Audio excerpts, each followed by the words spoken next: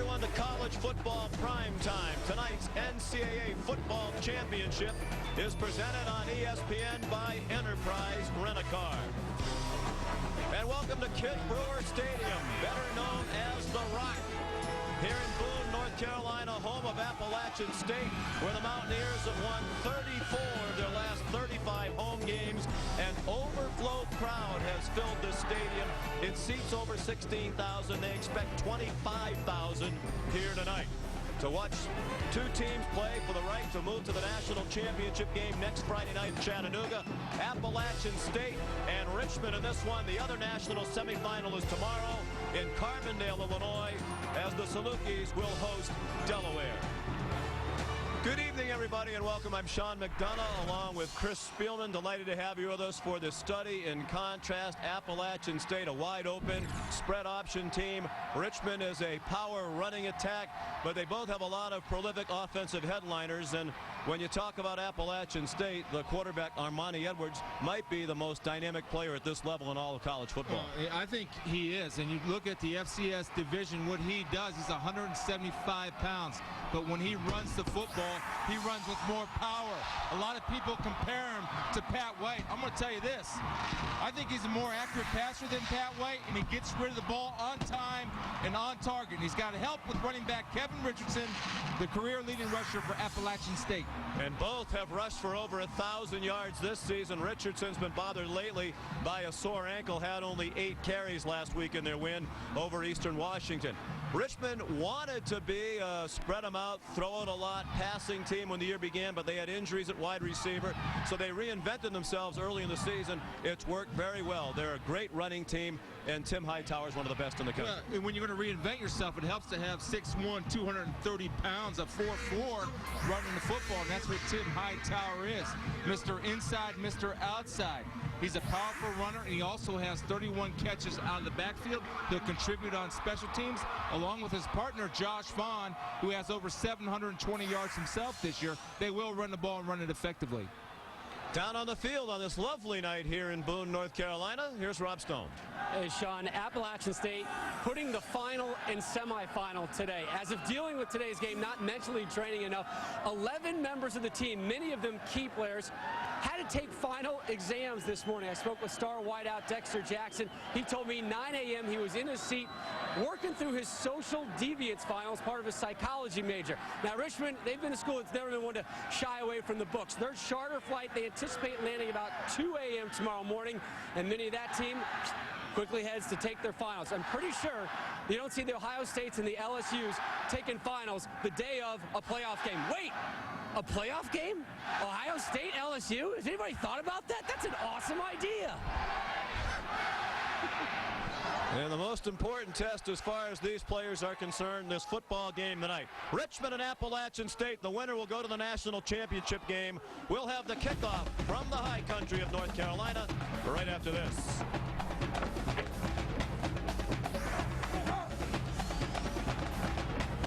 Brought to you in high definition and presented by Pioneer Kuro HD TV. Richmond and Appalachian State in the national semifinal. The winner goes to the national title game next Friday night in Chattanooga. So this level of college football, they play a 16-team playoff. Tonight we'll discuss should there be a playoff bracket at the top level of college football. And we'll check in, speak live with 2 Heisman Trophy finalists, Tim Tebow and Colt Brennan will join us from New York. Undoubtedly it's an anxious evening for them with the Heisman Trophy announcement on tap tomorrow. Jerry Moore is the head coach at Appalachian State in his 19th season. 68 years old, has had a winning season in 18 of his 19 years here. He's a legend, as you'd expect, with 2 national titles consecutively. And Dave Clawson, a contrast in style as well, an up-and-coming young coach in his 4th season at Richmond. He's had unprecedented success, 3 straight winning seasons for the Spiders for the first time since the early 50s. Appalachian State will receive the opening kickoff. Brian Radford to kick off. Richmond won the toss and deferred. Coco Hillary runs it back and goes down at the 28-yard line. 23-yard return. Here comes the Appalachian State offense, led by Armani Edwards, the left-hander. As Chris mentioned, he's not very big, just 175 pounds. When we spoke with Coach Moore and Scott Satterfield, the quarterback coach, yesterday, they said we knew he was talented, but we didn't know how tough and competitive he is, and he looks for contact at 175 pounds. Yeah, and you know, the coaches would like him not to look for that contact. Why? Not to prove that he's not tough or tough, but to stay healthy for his ball club. He's that important to this offense. Play action on first down. Edwards elects to keep it. Very dangerous runner. Been on the first play from scrimmage, all the way out near the 45-yard line. Tyler Sullivan chased him out. Edwards rushes for 132 yards per game. 15-yard gain. The Mountaineers on offense. Nick Cardwell, the former walk-on, is an excellent blocking tight end, and they play 3 wide receivers in the spread. Hans Badishon is their leader. And veterans on the offensive line, Settle, a 4-year starter, Kerry Brown, 2 times the Jacobs blocking trophy as the best blocker in the Southern Conference. He won it again this year. Josh Johnson took the ball for 7. One thing he does is he dissects the defense well, recognizes the weakness of his own off corner. Hit the little hitch route on the outside right now. Kevin Richardson went in motion. And Edwards tackled right at midfield for no gain by Brian DeMoss. Part of a very young Richmond defense. They lost 8 starters off a team that went 6-5 last year. DeMoss, one of the few veterans. He's one of 3 senior starters and the leader of that defensive front. 2 freshmen and a sophomore. 2 freshmen and a sophomore at linebacker as well. Eric McBride, the defensive rookie of the year in the Colonial Athletic Association. And in the secondary, Andrew Harris, a 5th-year senior safety, will be busy trying to defend Edwards on the run and also guarding against the deep pass. Kevin Richardson carries for a first down. Something to look for tonight, Sean, is the balance of the Appalachian State offense. They have a lot of playmakers on their team, and the thing that instead impressed me about Armani Edwards is his ball handling ability. He throws them play action fakes in there nice, and it looks the same as if he's giving the guy the ball. And Kevin Edwards will hit it in a hurry. Well, it looked like a first down from where we are, and admittedly we don't have a very good vantage point, but apparently they're just short. 4th and less than a yard, so Jerry Moore, after pondering it, sent the punt team on. Neil Young picks it away, averaging 38 yards per punt. Derek Hatcher makes a fair catch at the 10, and that's where Richmond takes over. 1st and 10 after a 38-yard punt. The Spiders quarterback is Eric Ward, a sophomore. Became a starter early last year, and as a freshman was the offensive rookie of the year in what was then the Atlantic 10 Conference. But he's much better this year, more accurate at 62.5%. That will be the single season school record if that mark stands. Watched him on film, and he's got genuine confidence and has a good grasp and concept on what they're trying to do on the offensive side of the ball for the Spiders. Sophomore, 6'3", about 203 pounds. He's added a couple of pounds on since last year. Says he's benefited from the year's experience. Hightower, their all-time leading rusher, for about 3 out near the 13. It'll be 2nd and 7 for Richmond. Hightower will see the bulk of the ball carrying. John Crone, in the words of Coach Clausen, the best blocking fullback he's ever coached, and Kevin Grayson, the redshirt freshman, their leading receiver. Up front, only 1 senior starter, Derek Stout. The strength of the offensive line, according to Coach Clausen, the guards, Aaron Miller and Matthew McCracken. Both are veterans. Miller making his 31st career start today. Ball a gain of 2 on first down for Richmond. Their ground team, 12th in the nation, averaging 238 yards per game rushing. But here's a pass to Kevin Grayson, and a big gainer out near the 30-yard line. First down for Richmond. It's an Appalachian State defense that has struggled against the run. They give up 200 yards per game on the ground, 93rd in the country. Young up front with 4 sophomores. Robertson and Farrington have been the big playmakers in terms of sacks and tackles for loss. Jock Roman is the leading tackler on the team with 115. DJ Smith, an emerging star, and it is a veteran secondary. Rose, Lynch, and Touchstone are all 4-year starters. Combined, that group has 173 career starts and almost had an interception. Pierre Banks had his hands on it and couldn't hold on. The ball hawking defense, they have 15 interceptions as a group. See Pierre Banks right here. They have 8 men in the box. And reading off the tight end option route with a sit-down route inside does a good job of breaking on the football. When you got a chance to make a play in the big game, make a play. Every play counts. Opportunity. Take advantage.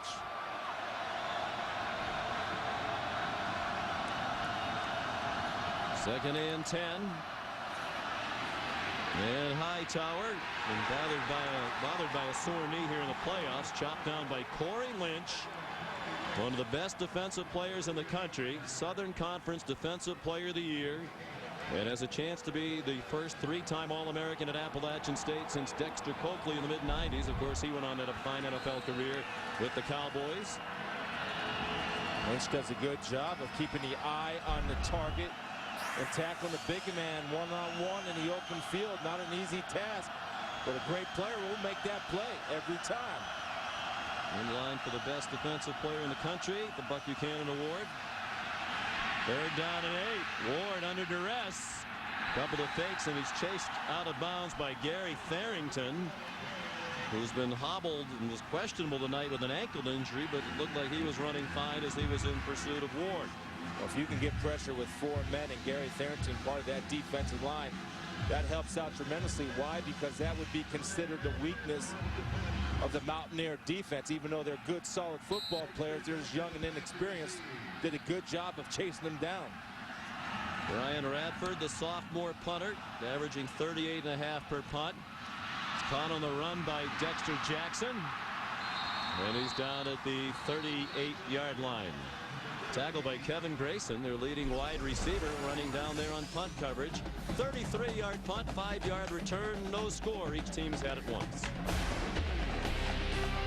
Get the breakdown. 16,000. This year they average 27,000 per home day. So there are an awful lot of people on the hill slopes around the Rock. This field at 3,333 feet. Great home field advantage. One of the best in college football for Appalachian State. One more home win and they'll play for their 3rd national title next week. Armani Edwards keeps and goes to the 42-yard line. Tackled by Colin McConaughey, the little linebacker, sophomore from Madison Heights, Virginia, one of those newcomers on this defense for Richmond, trying to contend with this prolific Appalachian State team that's particularly good at home. And part of that linebacking crew, the best thing they do is run. And you saw right there, McConaughey getting outside, tackling Edwards. Edwards with an option look and pitches it late to Richardson, who lowers his shoulder, and he appeared to get the first down. Ran into Andrew Harris, the free safety, the son of the former Dallas Cowboy All-Pro Cliff Harris, who's here tonight to watch his son play what he hopes will not be the last game of his career. It's an 8-yard gain for Richardson. Well, that's what makes the Mountaineer offense so hard to defend. They run the spread. They have the spread option out of it. And they also have the power game from there. So you don't know what to defend. And then Harris has to be the guy to defend the run and the pass. Tough duty tonight for him. Pass is complete to Dexter Jackson. He's a very speedy player, and he might go.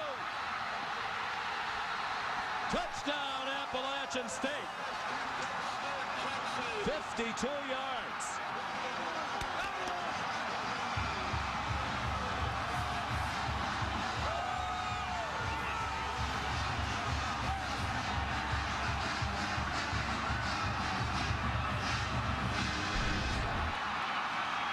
Again, this is the ability to run after catch. And if you're the 200-meter champion in the Southern Conference, this is what you bring to the table. People have angles on Dexter. Dexter doesn't care.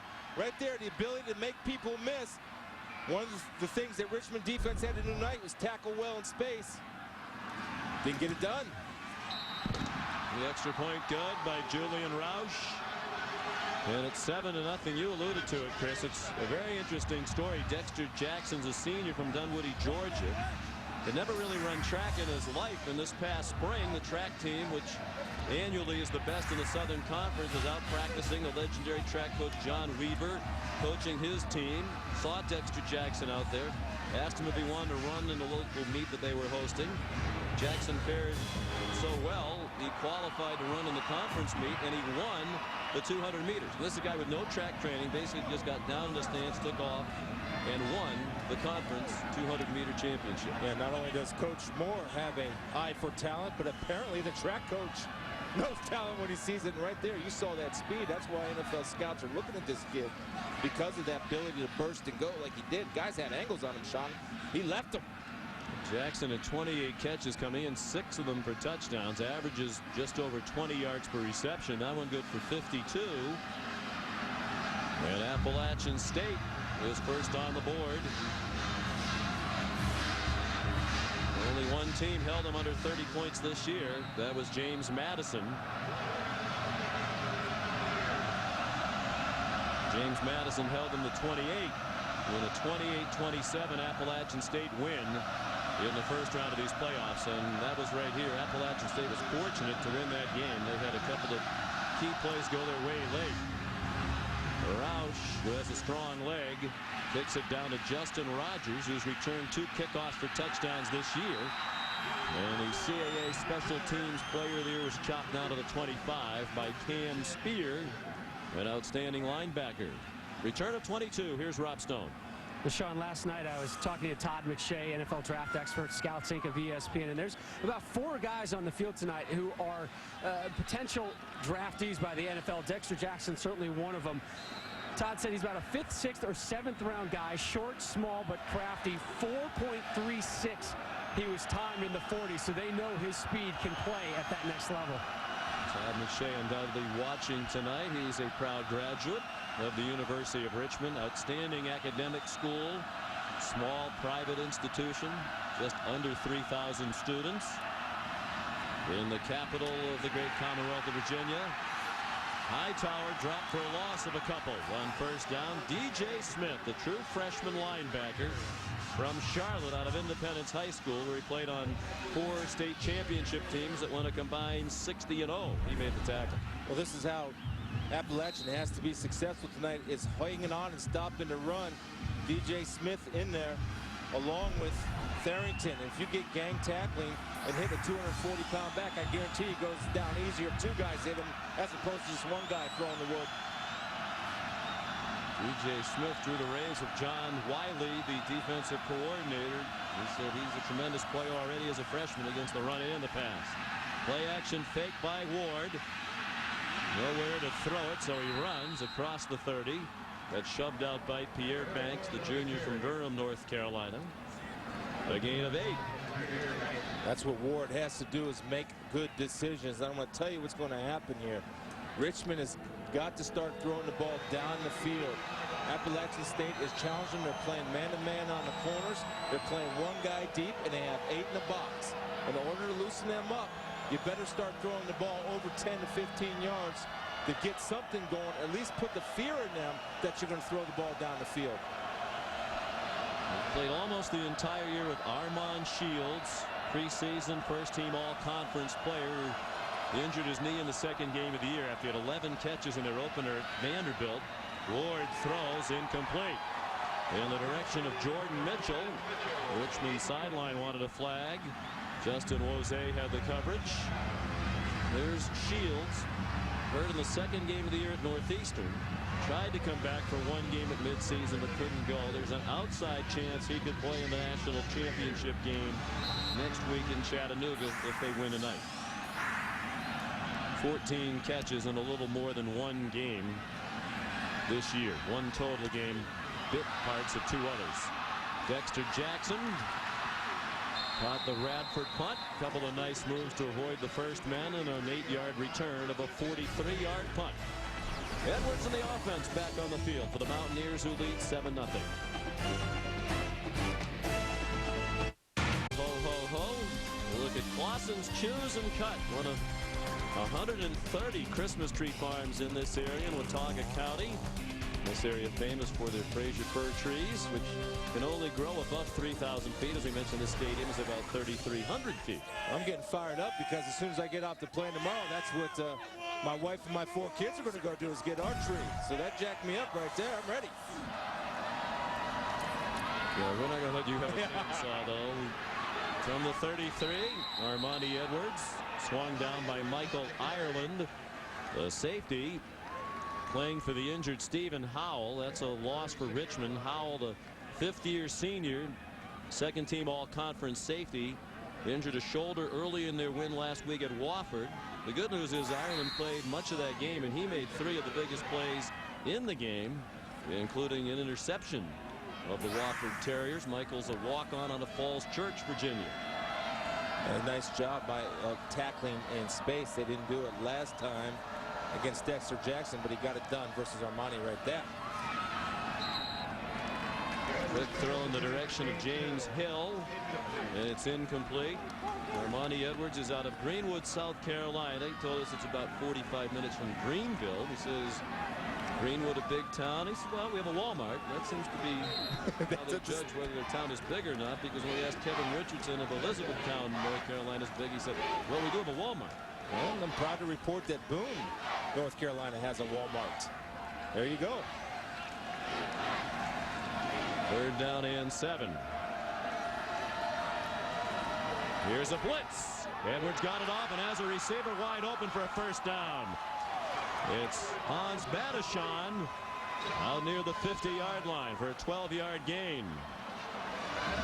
Edwards hung in there in the face of that blitz, and he took a pretty good look from Eric McBride. Well, when you're a running quarterback and you're used to taking shots, that will help you hang in that pocket.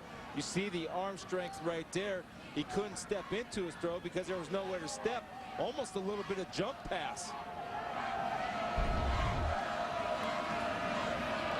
Devin Moore is in the backfield with Kevin Richardson. Don't see much two-back offense from Appalachian State. Edwards after the fake. Another strong run inside the 35-yard line of Richmond. There's a flag down. Brian DeMoss chased out Edwards. First down and more if it stands, but there is a penalty on the play. This is what we talk about, the option game, and here's an example of the power game. And Devin Moore throwing a lead block. You see the good play action fake. First and foul. Late hit out of bounds. 62 on the defense. 15-yard penalty and it's in the run. Automatic first down. Brian DeMoss, who made the tackle, flagged by this Southland Conference officiating crew led by Roger Gaskamp. See Devin Moore right there sealing the deal. And the explosion and burst and power. Hit the trifecta there, showed you all. Quickness, explosion, burst. Wow. Devon Moore. Yeah, that's weak. Yeah, I'm not sure about the penalty. He might have been just barely out of bounds. DeMoss call for the penalty. It's the playoffs. Let him go. We enjoyed our visit with Brian DeMoss yesterday. Here's Edwards again. Inside the 10 and another first down. 11 yards on that run by Armani Edwards. Richmond knew what it was in for. Russ Huseman, the defensive coordinator, said he's the most dynamic player by far we've faced this year. And he's been dynamic here in the first quarter. He was impressive on film. Has not disappointed today. More impressive in person. And again, when you have a running back playing your quarterback position, you can't defend them all. 6 carries, 49 yards for Edwards. He's thrown a 52-yard touchdown pass. He handed it off that time. Kevin Richardson. Not much on the net carry. Extreme confidence coming from Armani Edwards and talking to him. And A lot of times when guys come and play in the FCS Football Championship Subdivision, formerly known as the Artist 1AA, guys miss. And when you come here, you get your opportunity. He shines. He not only shines at this level, he shined against Michigan with the numbers he put up against the Wolverine defense. For most of the bigger schools want him to play another position. He's a pretty good quarterback, and he's just run for a touchdown to make it 13-0 for Appalachian State on a 7-yard run.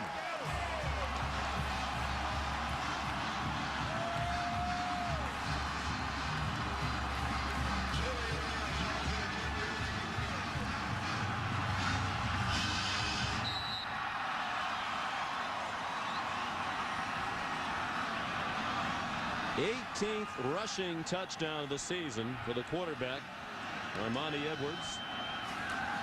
Julian Roush adds the extra point. 235th of his career, adding to his Appalachian State record. The two-time defending national champions looking very much like they want to play for a third, leading 14-0 with 6.5 to go in the first quarter. When I was just run for one, then Appalachian State leads Richmond 14-0. Let's start reminiscent of Armani's performance in their season opener at Michigan. It's been a college football season highlighted by one surprise and upset after another, and the Mountaineers delivered perhaps the biggest shock, many believe the greatest upset in the history of college football. They were the first team from this level to beat a ranked FBS team. And Michigan was ranked number 5, and they did it in Ann Arbor as Edwards passed for 227 and 3 touchdowns and ran for 62 and another score.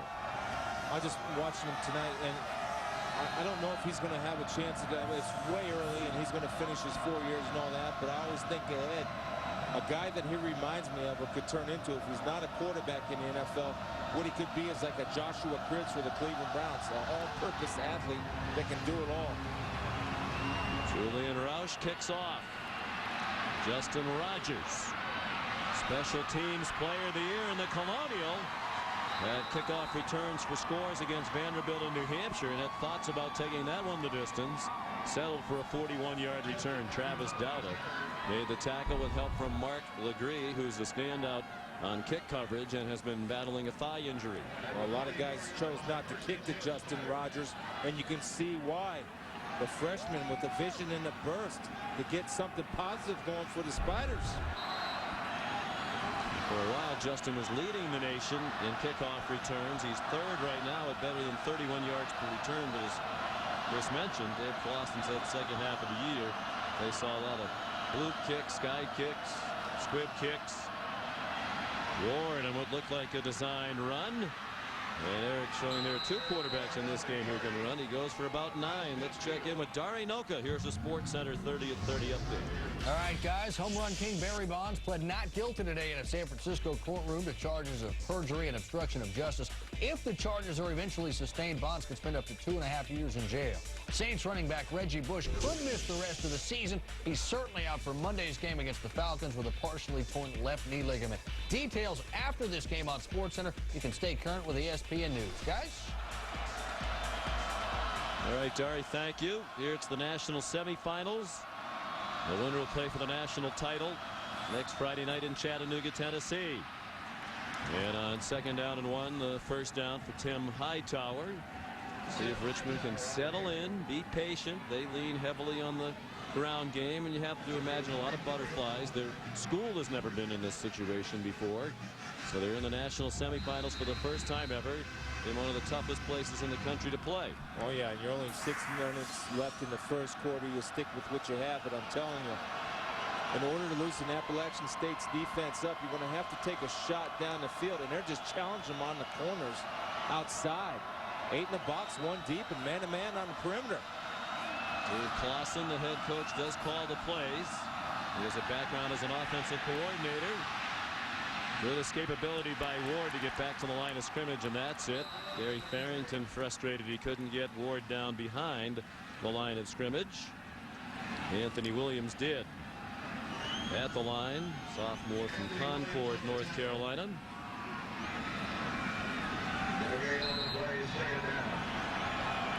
Pressure again with 4 men. Tony Robertson with speed off the corner.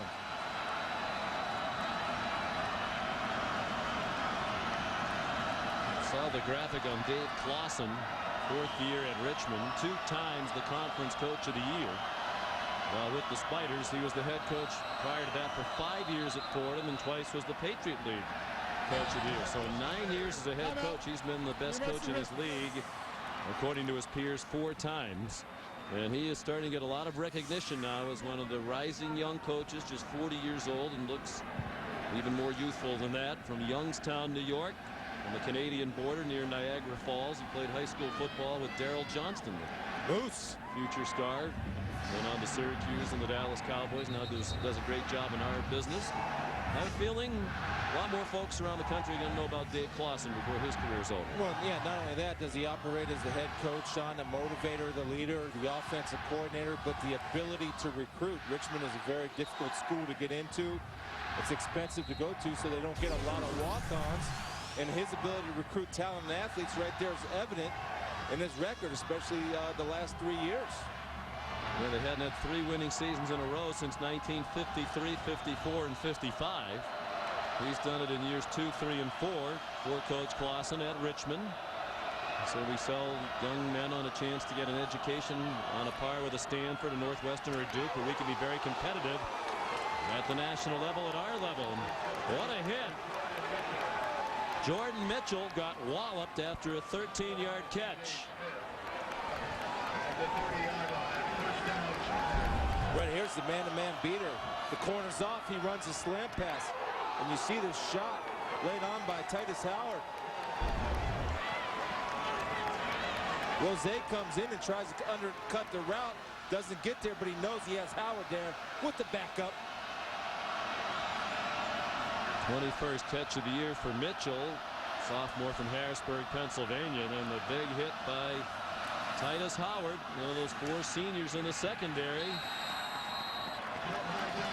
And Hightower, the ball carry for yard. And you made the point earlier, John Wiley, the defensive coordinator, has such faith in those 4 seniors. 3 of them 4-year starters, combined 173 starts. He said, I can just lock those 4 up in the secondary, and everybody else is playing the run. So a lot of the night tonight, they're going to have 8 men up there playing the run. Well, the trust in the defense right there. You saw Rose trying to undercut the route because he's trying to make a play. If he fails, he knows because of the experience back there that one of the safeties is going to back him up, and Howard did his job and more. Richmond on the move. Good kickoff return got this possession started. They're the 29 of Appalachian State, down 14-0. Play action pass for Ward, man wide open. Grayson inside the 5, and touchdown.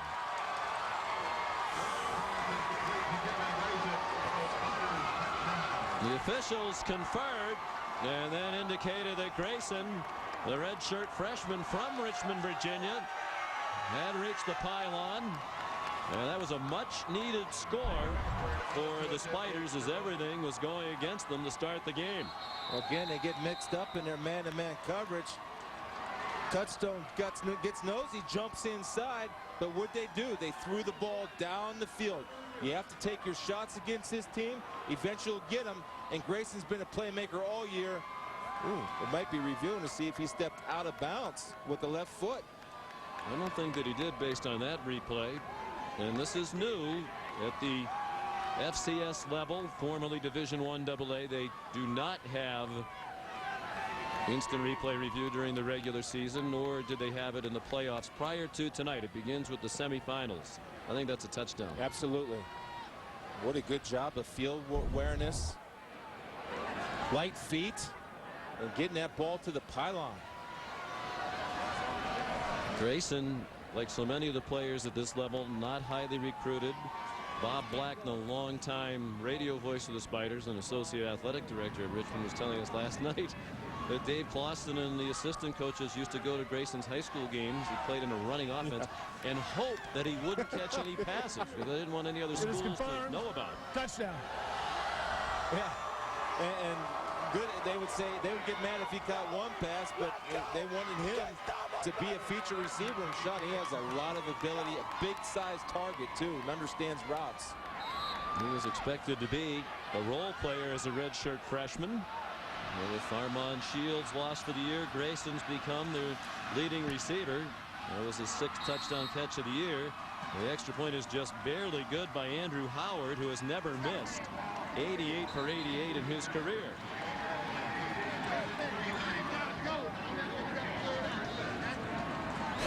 Saturday on ESPN, college football's heroes of the past welcome a new member to their exclusive club. One player will transcend greatness and become a legend. The Final Four have been invited to New York. Will it be Colt Brennan of Hawaii, Missouri's Chase Daniel, Arkansas's Darren McFadden, or Tim Tebow of the University of Florida? You'll find out tomorrow during the Heisman Trophy presentation presented by Nissan on ESPN Saturday night at 8 Eastern. Later in tonight's telecast, we'll speak with Tim Tebow and Colt Brennan. Tim Tebow cleaned up last night at the Home Depot Awards. Won a couple of the biggest awards, the Maxwell Award for National Player of the Year and the Davey O'Brien Quarterback Award. You know, I think all 4 guys you can make an argument for. It's kind of like how the BCS kind of mirrors the Heisman race this year. You can mix and match them, and really it's tough to argue against any one of those guys that happens to walk away with the trophy.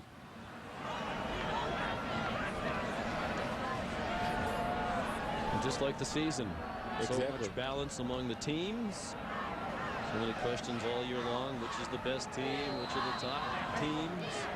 And the Heisman race seemed to change every week as well. It did. And again, Tim Tebow put up some incredible numbers and would be the first sophomore ever to win the Heisman Trophy if indeed he does walk away with the hardware.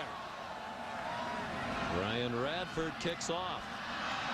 And the Coco Hillary. And he's out across the 40-yard line. 37-yard return by Hillary. That was a nice night last night on the awards show. As mentioned, Tebow walked off with a couple of big awards. McFadden, the Doak Walker, is the best running back in the country. And Dorsey needs to clean some space. His trophy case. And not listed, Coach Mangino of Kansas, the National Coach of the Year. So congratulations to these and the other winners. Guaranteed Dorsey would trade all those in for a national championship and a victory against the Buckeyes.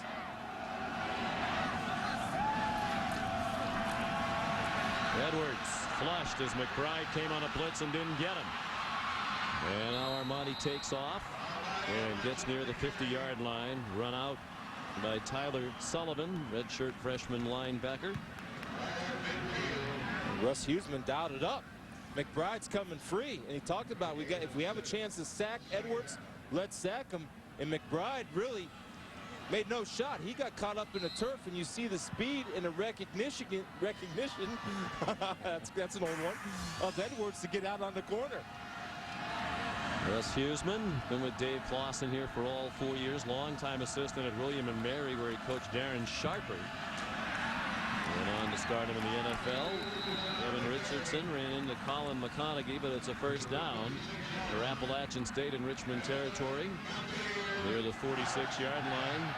Russ Huseman from Cincinnati, Ohio, played at the legendary Moeller High School football program for Jerry Faust. And he said Coach Faust is probably the biggest reason I'm in coaching. Not only a great coach, but a great man. Yeah, I happen to know Coach Faust, and the most optimistic person I ever met in my life, and really a genuine guy and a great football coach, especially at the high school level with that dynasty known as Moeller.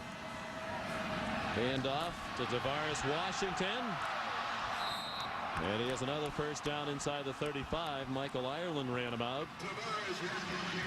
Washington has great speed. Scott Satterfield, the offensive coordinator, without the title. He's the quarterback's coach. Jerry Moore doesn't want to have an offensive coordinator. So Tom Osborne didn't have one. It worked well enough for him. I like an offensive staff that works by committee. Everybody's ideas are important, but Scott Satterfield calls the plays, and he calls a lot of the speed sweeps for Washington to take advantage of his speed. Yeah, you can see why, and they said that the Spider defense, the one thing they improved on there this year was speed, but I've yet to see it against this speedy Mountaineer offense. Edwards under duress. Even at 170 pounds, they had a tough time getting him on the ground. Martin Parker had a hand on him. Edwards got back near the line of scrimmage. We're ticking down to 2.5 minutes left in the first quarter. Division I National Semifinal game. The winner will play for the national championship next Friday night in Chattanooga, Tennessee. The other semifinal is tomorrow. Southern Illinois and Delaware. Salukis. All fighting Blue Hens. Yeah.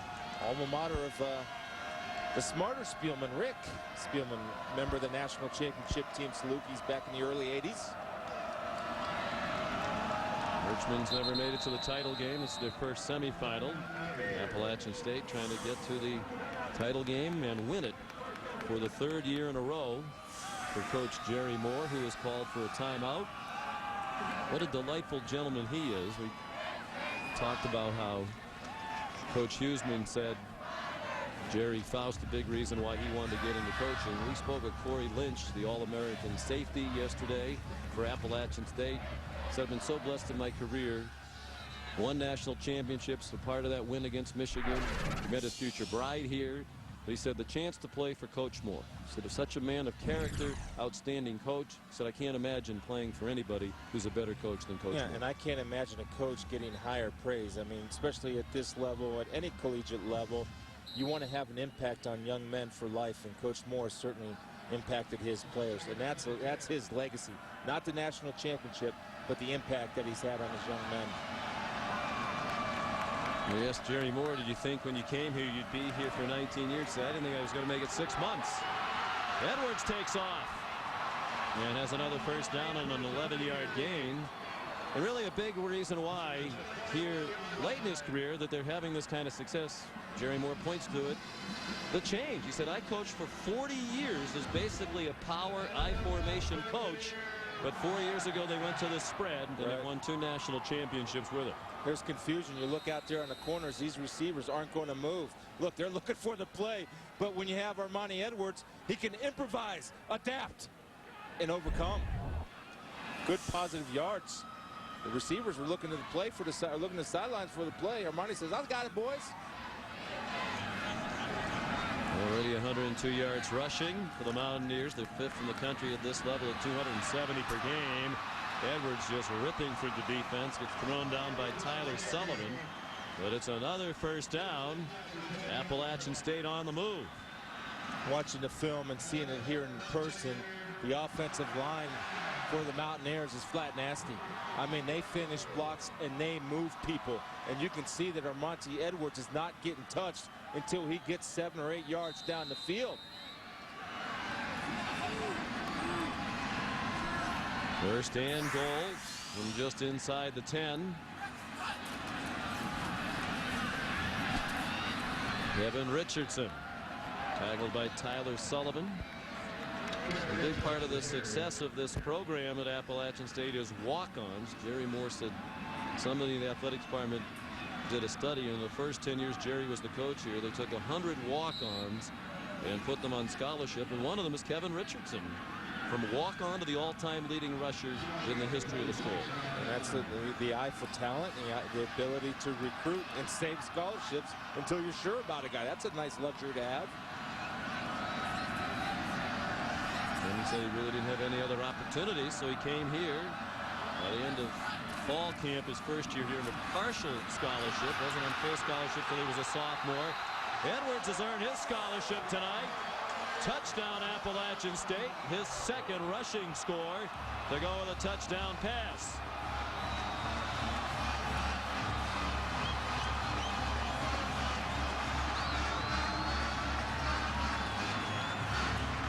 It's almost too easy, Sean. And what they're doing again, the offensive linemen are sticking on blocks. It looks like the Spider defensive line has Velcro to their jerseys. Scott Suttle right here, the big center, hustling downfield, cutting off McGonaghy, the middle linebacker, allowed Edwards to slither into the end zone. 95 yards rushing for Edwards. Roush the extra point. Suttle, another one of those former walk-ons who became a 4-year starter at center. Well, he's running the option to his right, so you don't know if he's comfortable pitching the ball to his right, but he is comfortable tucking it and finding the prize. So 21 points for this spread option attack of Appalachian State here in the first quarter. Here's Rob Stone. Well, Sean, in 2003, they went from that power football to the spread, and the Mountaineers went to the Mountaineers for some offensive help. Bill Stewart, who is the associate head coach at West Virginia, real tight with Coach Moore. So Moore sent his whole staff down there to Morgantown to talk about this and figure some things out. And I talked to Coach Stewart today. I said, hey, what were some of the things you guys were really trying to work on? He said, Coach Moore, the main problem that he was really worried about was the signaling into the plays and the overall tempo. Like, how fast can these plays be signaled in, and how much time is going to be left pre-snap? Stewart told me today that the trip kind of mutually beneficial as well as West Virginia. They actually, guys, now incorporate a series of plays in some blocking schemes that Coach Moore and his staff ended up passing on to them. Once a Mountaineer, always a Mountaineer, no matter where you are. This worked well for all the Mountaineers of West Virginia and Appalachian State. Jerry Moore was not an easy convert, however. Kickoff by Roush. I laugh because there's a good story behind that. Justin Rogers. Another nice kickoff return out to the 40, maybe even the 41. And Jerry Moore said, we talked to West Virginia, we talked to Utah, but mostly West Virginia. Worked on it a lot in spring ball, but when we started summer camp before the 04th season, I thought we'd go back to some of our power eye and some of the spread, do a little bit of both. But we wound up all spread. We went out to Wyoming to play our first game, all excited about our new offense. Fumbled on the first play. I got run back for a score. We lost 53-7. Said if Coach Glenn wasn't such a good guy, it could have been 153-7. And Jerry Moore told us yesterday on the flight back, I was thinking, how quickly can we change back to being a power eye team? Oh, I could just imagine his coaches pleading with him. But, you know, a good coach will be patient. He stayed patient, and it's paid off, to say the least. 6-5 that first year, but then national championships each of the last two. Kevin Grayson fumbles, and the Mountaineers have it. 23-yard gain, but they turn it over.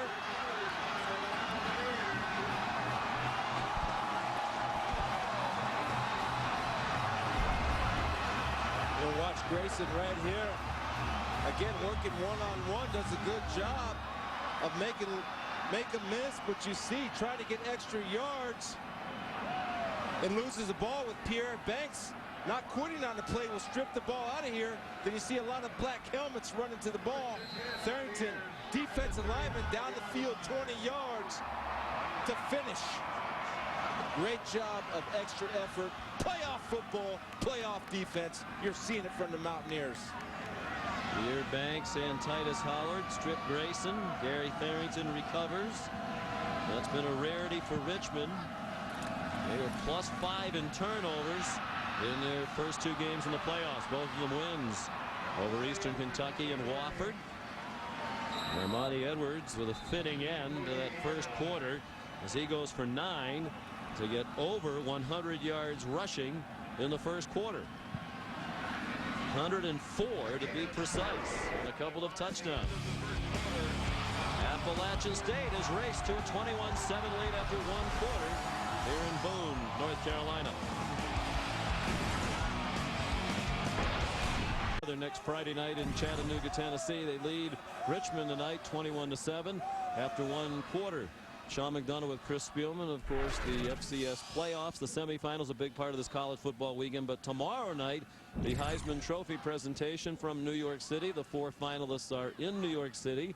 And we're pleased to welcome Florida quarterback, the outstanding sophomore Tim Tebow, who during the commercial break, Chris tells us that he is on a bus right now taking a tour of New York City with the other Heisman Trophy finalists. What have been the highlights of the sightseeing trip so far, Tim? Well, we just got out of Rockefeller Center, and that was really neat. We got a lot of pictures and everything in there, so that was fun, and now we're on our way to Central Park. Well, enjoy the rest of it. Have you ever been to New York City before? I've never been. This is my first trip, and it's been a lot of fun so far. Kevin Richardson on first down here for Appalachian State. And he's all the way down to the 35-yard line. Tonight, Appalachian State running an offense quite similar to the one run by Florida, the spread. And, Tim, you made history this year.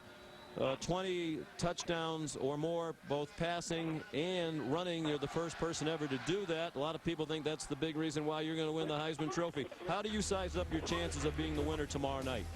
Well, I'm not sure, the outcome. I just know that, we've had a pretty good season, and I'm thankful for being here, and that's an honor in itself. And, I'm just having a lot of fun with the contestants, and, I'm just going to enjoy the journey and enjoy being here, and it's a big honor. And it's a big honor just to be, named and awarded to come here, and so I'm just thankful for this opportunity. Well, Armani Edwards is doing a Tim Tebow imitation here tonight. He runs for a 36-yard touchdown. There is a flag down on the end of the run. It might be for that dive into the end zone. That was unnecessary. If it stands, it's the third rushing touchdown of the game for Edwards to go with a passing touchdown. Well, it's the second one on the option, too, and you see the burst. And again, it's like a men against boys right now. Tim, I was wondering, did you surpass your expectations that you had for yourself as far as individuals go this year? Individual goals. I didn't know what to expect this year, but coming in, we had some goals for ourselves. Obviously, we didn't make the SEC or National Championship, which were our goals, but we did have some good things this season that we did, and we're looking to improve on those things next year. And we're excited with the way our season went and the way we put up some points, but we're looking to get better next year. Well, some wonder if some of the voters will hold the 3 losses against you. And there has also been some speculation, because no freshman or sophomore has ever won the Heisman, that might be held against you. Are you afraid of either one of those things perhaps working against you as they count the votes? Well, I think people are a little bit over the sophomore thing, because that's been talked about for a little while, and I don't think that'll be too much of an issue. Maybe the three loss thing might, but we play in a very tough conference in the SEC, and we had some games that we thought we could have pulled out, but we just weren't able to. So it's just a tough conference, but hopefully we'll do better next year. And I'm just enjoying it, and I don't know if they're going to hold that against me or not. We'll find out. Hey, if you win it, what are you going to do for your offensive line and receivers? I'll take them out to dinner and buy them whatever they want. That's for sure. Well, you're there in New York. You're on the bus tour with the other finalists. Has there been much interaction with the other guys? You had the award show last night. Now they're in New York together. Yeah, we've had a great time together, getting to know everybody and having fun. And, they're a great bunch of guys, and we've had a great time getting to know each other. And so, we're having a lot of fun. So no matter what happens here, I think we're all going to be friends and, have a great time here. Well, Tim, I don't know if they're close enough to hear you answer. I don't want you to offend 2 of them, but if you couldn't vote for yourself among the Final 4, which one of the other guys would you vote for? Well, I haven't been able to see them play a whole lot this season, but I know Darren is a very good player, so if I had to vote, I would probably give it to Darren because, he did a lot of great things this year in the SEC, and a very tough conference, and I think he's a great player. And he's probably sitting next to you there on the bus. Hey, Tim, thank you. Congratulations on your big night last night. You've already won a lot of hardware, the Maxwell and Davey O'Brien. We wish you and the other finalists a lot of luck there in New York tomorrow night. We look forward to watching it. Yes, sir. Thank you. Thanks for having me on. Thank you, Tim. Congratulations. The Heisman Trophy presentation tomorrow night on ESPN, 8 Eastern time, presented by Nissan. Going to be enforced from the kickoff. 5 yards. We'll re-kick. Well, they had to kick off. Already having been penalized because of the unsportsmanlike conduct on the Edwards touchdown. It's hard to argue what Tim Tebow did this year. I mean, when you make history, you think about all the great players who have played college football, and nobody has had 20 or more touchdown runs and passes in the same year. And playing the schedule that he plays, maybe people are hesitant because they lost 3 and he's a sophomore, but it says the best player in 2007. I think I believe you could make the most compelling case for him. I think he's going to win. Yeah, I think he's going to probably win too. And the thing that doesn't show up on the stat sheet, Sean, is his durability. I mean, he's the short yardage back. That's a very difficult position to play in itself. And the quarterback being your short yardage back shows the toughness, not only mentally of Tim Tebow, but physically. The receivers back deep for Richmond now are near the 30-yard line. Jimmy Rush has a very strong leg. That one goes out of bounds. He's going to be kicking off from that hill slope in a moment where a lot of the fans have gathered beyond the end zone in this overflow crowd. Free kick, out of bounds, kicky team. 5-yard penalty, re-kick. I can understand, kicking the ball to one side of the field, but I wouldn't kick it to the side that Justin Rogers is on, since he's almost broke 2 tonight. Take a squib kick, and maybe at this point you try to bounce it off one of the guys up front that aren't used to handling the ball. Well, those folks are in the woods. This is a wooded area, the southernmost edge of the Blue Ridge Mountains. We're about a half-hour drive from the Tennessee border and the Virginia border here in the corner of North Carolina. Beautiful country. MSN just rated this one of the 10 best outdoor places in America. Boone, named for Daniel Boone. And these folks love their football. I mean, they expected 25,000 people here tonight. The town is 13,000 population.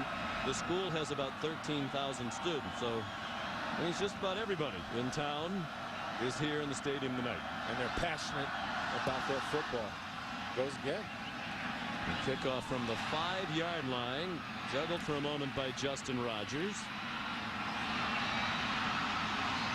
Appalachian State had a lot of problems in kickoff coverage last week against Eastern Washington. It almost cost them, and they spent a lot of time working on it this week.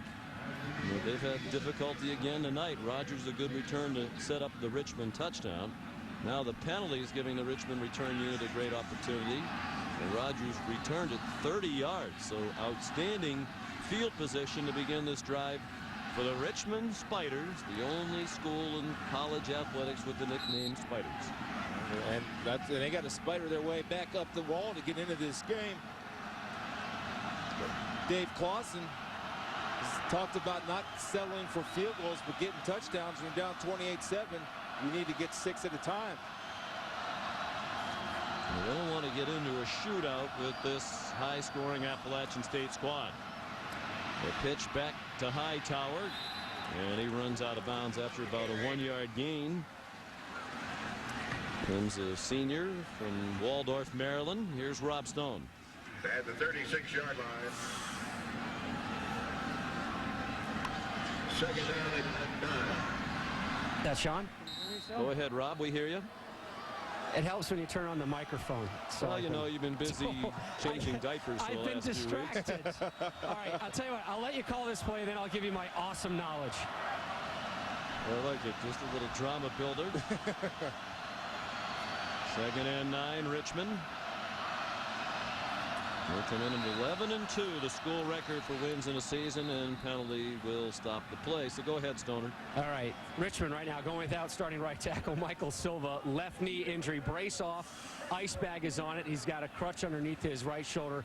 You know, Richmond does not tell you the status of their players due to injuries, but reading the nonverbals, I'd say he is extremely doubtful. And one to keep your eye on, number 9, Jordan Mitchell, the wide receiver. Remember, he took that nasty pop late in the first quarter. He came over to the sideline just a couple minutes ago. As late as that, they were doing some concussion tests on him. Keep your eye on his right forearm. That's really where he took the largest part of the impact. He's been kind of doing the old motion of the hands, making grips. An assistant coach came out, was tossing him some footballs to make sure he can still hold on to it. So he's out there, but keep your eye on him in case he's got the old drops. All right, we will. You know, Richmond's had a remarkable season, 6-5 last year, and it was disappointing as at one point they were 5-1. They lose 8 starters off the defense.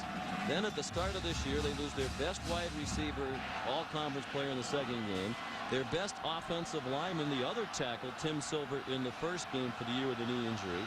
They lost their best defensive end, Sherman Logan, a preseason all-conference player.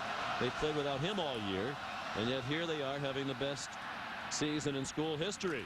Ward to Grayson, and he gets walloped. This time held on. Jerome Touchstone leveled him. Grayson's fumble was costly a moment ago, and it's hard to believe he didn't cough this one up after a 9-yard gain. A great job of Touchstone breaking on the football, bringing his feet and running through the man, not to the man. And you see what the secondary is doing. Yes, Richmond's catching the ball and doing a good job of holding it, but the 4 veterans back there in the secondary are sending a message that there will be a price to pay if you bring in the rock. Was good for a first down for Grayson. He was the offensive rookie of the year in the Colonial Athletic Association, and he has a touchdown. Nicely thrown by Ward, 26 yards. Second touchdown of the game for Grayson. And the lead is 28-13 for Appalachian State. Sean, you said it as a great throw by Ward. Why they run the skinny post. You see the skinny post move. It's kind of a slant and go. Sluggo throws it to the back shoulder. And good job of Grayson turning late to the ball. Wose has no shot because Grayson held his patience and made the catch. And Andrew Howard kicks the extra point. 2 touchdown passes for Eric Ward tonight. And Richmond trying to battle back. Down 28-14 early in the second quarter.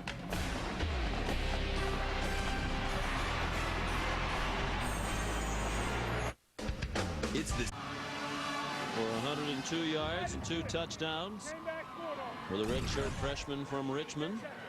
He had a big year and posted big numbers, 61 catches coming in despite missing 2 games with a broken finger during midseason. One of the things that they're doing, and we talked about this, you and I, in the first quarter, in order to take their shots down the field, you got to go ahead and take them. They started doing that, and when they did it, both times resulted into a touchdown. So we'll see if Coach Wiley of the Mountaineer defense will adjust and start playing those guys off a little bit.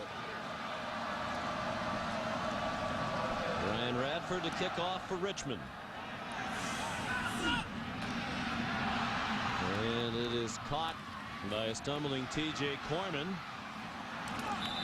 He managed to get it back to the 34-yard line. Let's take a look now at the Coke Zero game track.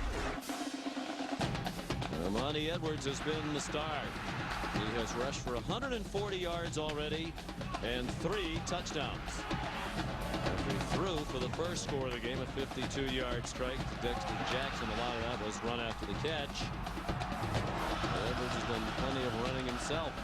Give Richmond credit. Eric Ward in the offense, they've remained poised. 2 touchdown passes. Ward to Kevin Grayson. Monty's all 3 touchdown runs been on the triple option to the right. Takes a pass one way, throws it back to the other, and nothing doing. Richardson smothered right to the line of scrimmage by Brian DeMoss, the senior, who completed his academic studies earlier this week. He will graduate later this month, and he's taking his last final, rhetoric and communication studies major. A little slow to get up. Said he'd like to get a job in sales when he leaves the University of Richmond. His brother was a fine defensive tackle at Widener. Brian's from Myersville, Maryland. We asked him about his hometown. He said, well, it's small, near Frederick and Hagerstown. It's on Route 70. And he said, I used to work in an Exxon station, and it was from my Exxon station that somebody spotted the D.C. area sniper Malvo. Yeah. Made a call that led to his capture the next day. So the Exxon station where Brian used to cashier his money when they paid for the gas and the Slim Jims. He said it was a historic spot. He said it was packed the next day, and really a bright young man and playing hard. I'll tell you, he took a wicked shot. He got cut. Didn't see it coming. Couldn't defend himself. Edwards, look at his speed. Finally swung down inside the 35-yard line by Michael Ireland. And Edwards might be heading for an historic night. That's 37 more on the run for Edwards, who's at the end of his sophomore year and already the all-time leading rusher among quarterbacks here at Appalachian State. You see that shot, there's a big hole. You don't see a blue helmet in sight. And there's only one question I have for you, Sean. Sean, where's the safety man? I don't see the safety man. Frank Broyles, where is the safety man? He might be called upon to make another tackle. Richardson tackled by the linebacker Eric McBride, but that's about 9 more. Armonte Edwards has 177 yards rushing and 3 touchdowns on just 15 carries.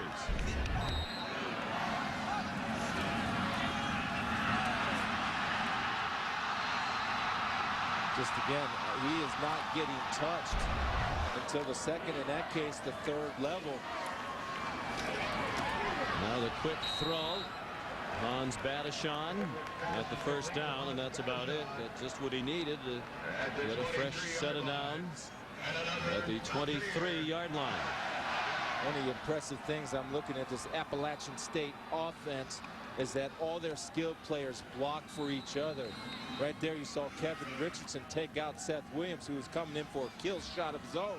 But Kevin gave up his body enough to allow the receiver to get the first down.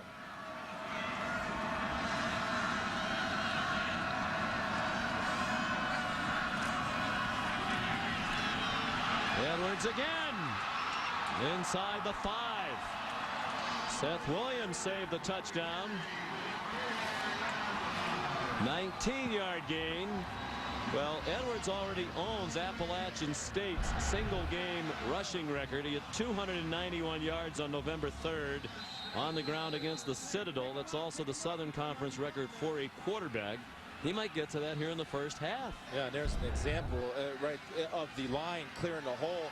This is not only the spread option, but that was your old power O, with Edwards acting as a tailback with 2 blockers from the backside on the offensive line, leading up and clearing the path. He was 196 yards rushing. And 2 more, 198.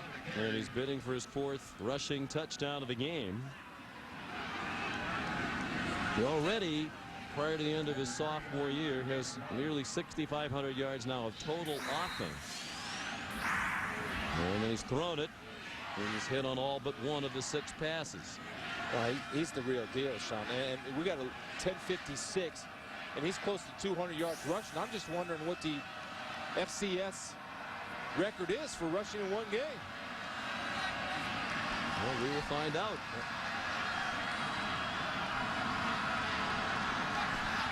Second and goal from the 3. There's touchdown number 4. And he is tough at 170 pounds, as the coaches told us. And he took a pretty good pop right at the goal line and hardly flinched.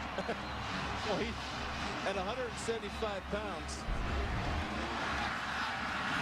he becomes the hitter as opposed to the hitee. McBride comes in there and tries to give him a shot. That's a linebacker. And really, Edwards just rushed him off. Julian Roush, first team All-Southern Conference place kicker. Hard to find a weakness on this team. He rips one through. With a long way to go in the first half. Edwards has run for 3 touchdowns. And his team leads 35-14. 4 touchdowns, pardon me. Bob overlooking Boone, North Carolina. If that continues pushing, you'd be able to see Kip Brewer Stadium, and for coach of Appalachian State back in the 1930s. Better known as the Rock to the locals. The 30-game home winning streak ended here earlier this season by Georgia Southern. In all, they've won 34 out of 35, and they're looking good in this home game tonight. Trying to return to the national championship game for the 3rd year in a row and win it for the 3rd year in a row. They lead 35-14. Still 10:36 to go till halftime. And Roush's kickoff goes through the end zone. The rushing record for yards in a game in the formerly Division I AA playoffs, now known as the FCS subdivision, football championship subdivision. These are the Division I playoffs because they're the only playoffs at the Division I level. The record is 333 by Adrian Peterson of Georgia Southern against UMass in 1999. And we mentioned that the Appalachian State record is already owned by Armani Edwards. 291 earlier this year against the Citadel. And he's 200 right on the button and 4 touchdowns and 1 passing touchdown. Too late to fly him to New York? Yeah, exactly. But I'm looking over at the Spider defense on the bench right now. Every one of them's got their head down. Somebody needs to step up and be a leader and get those hit guys' heads up.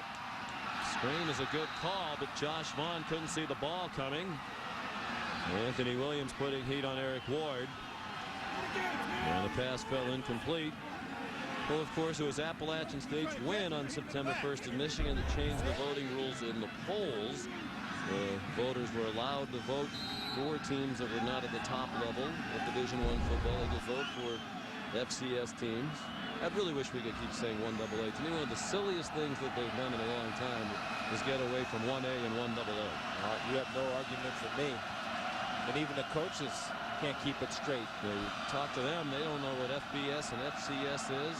And the idea is to make it as easy as possible, you think, for the fans. And there was a panel, mixture of commissioners and presidents and athletic administrators and coaches who studied the name change. Vaughn, the ball carrier, and Jacques Roman, the tackler. But why do they still have Division II and Division III then? I mean, that indicates that they're inferior. If the problem was 1AA seemed inferior to 1A, what about 2 and 3? Well, I'm sure they'll come up with a fancy acronym for those. Just give them time. They'll figure it out. Well, the reality is, 1AA is a step down in terms of scholarship numbers. At this level, they have 63 scholarships to work with. At the top level, they have 85. These are typically smaller schools. And who cares if there's that kind of distinction? Apparently, enough people did. Yeah. Because they changed it to make life miserable for everybody else trying to keep track of what they're talking about. Scott Rydell the catch, 12-yard gain, and a first down for Dave Clausen in Richmond. Well, this is, again, this is where Richmond has to respond. They have to counterpunch every punch that they're taking. And offensively, I'll tell you the guy that I've been impressed with, Sean, is Eric Ward. He's shown great composure, and he's making every throw he needs to make. And he's doing it with Appalachian just pinning their ears back and coming. We mentioned he was the offensive rookie of the year last year in the then Atlantic 10. The Atlantic 10 became the Colonial this year. And Dave Clausen was very honest. He said, in all honesty, there just weren't really any good newcomers to vote for. He said he didn't have a very good year last year. Ward on target there to Joe Stewart, the tight end. Well, Coach Clausen said Eric's had a much better year this year. And Eric agreed when we visited him yesterday. He's been more accurate. He's a little bit bigger and stronger. And Ward said the key thing is experience. Just knowing what to expect, how to prepare, the speed of the game. He's a lot more comfortable in year 2 as the Richmond starting quarterback. And no other position benefits from reps more than quarterback. Any other position in football, it doesn't matter. Reps is something you need to develop if you play the quarterback position. Well, it didn't seem like the kind of guy who was going to be rattled. When we talked with him yesterday, he described himself as very laid back, and we might not have been giving him enough credit on the laid backness scale.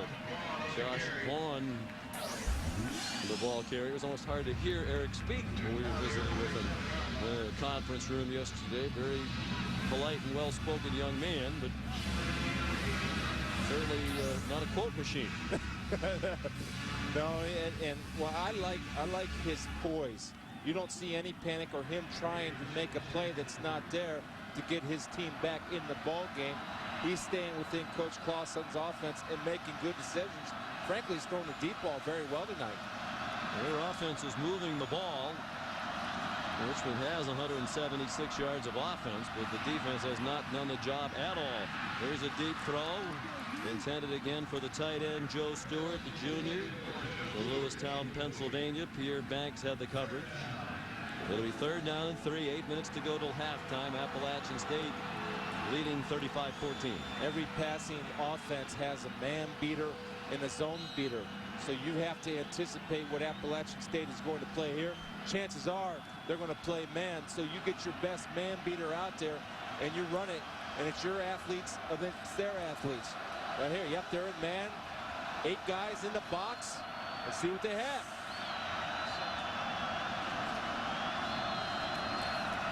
On 3rd and 3, Ward keeps and has the first down inside the 45-yard line of the Mountaineers. Nice job. Nice job of motioning out Hightower. They're getting their best defender, their best run defender, DJ Smith, out of the box to run the draw. One way to remove a guy, motion your man out. He's got to follow his man, run opposite direction. Exactly what they did.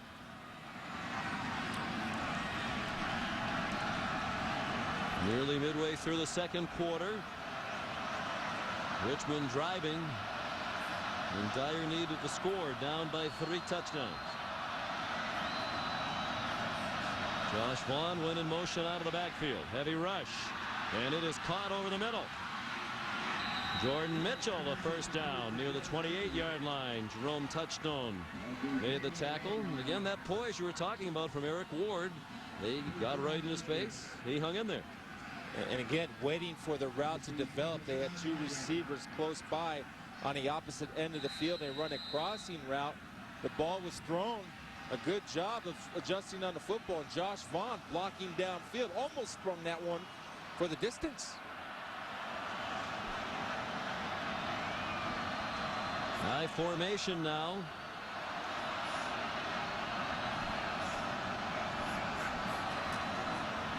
Well, they give it to their best offensive player, Hightower. He goes for a yard. Over 1,800 yards rushing this year for Hightower as a senior, more than his first 3 years combined. Dave Clawson said he picked up more speed 1 year to the next than any player he's ever been around. Tim told us yesterday they did a lot of yoga and Pilates work on lengthening his stride and increasing his stride frequency. Brandon Horgan, the strength coach, did a lot of great work with him. And here's the guy who is noticeably faster. And goes from the 4.6 to high 4.5s down to the 4.4 level with his size. Definitely NFL scouts will look at it because of his ability to play on special teams and the experience of teams. Into the Walter Camp All-American team today. Wobbly throw, almost intercepted. He's lucky Titus Howard didn't pick it off. It was intended for Joe Monteverdi, who plays a lot in Richmond's two tight end sets. Here's Rob Stone.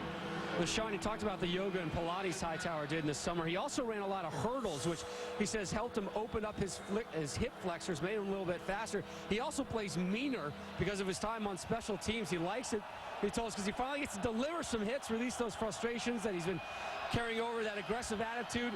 That's what he does when he runs the ball. And guys, he was telling us yesterday, he's been bugging coaches to do some more hitting as a linebacker.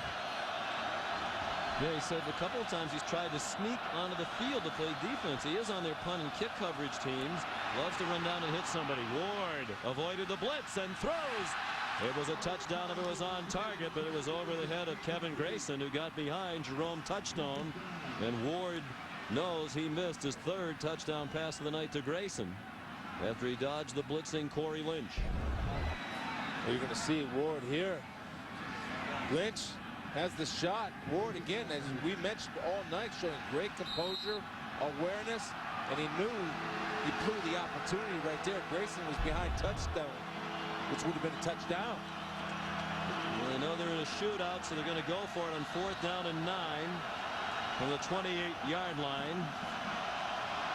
Longest field goal for Andrew Howard is 41 yards, and field goals probably aren't going to do them much good tonight.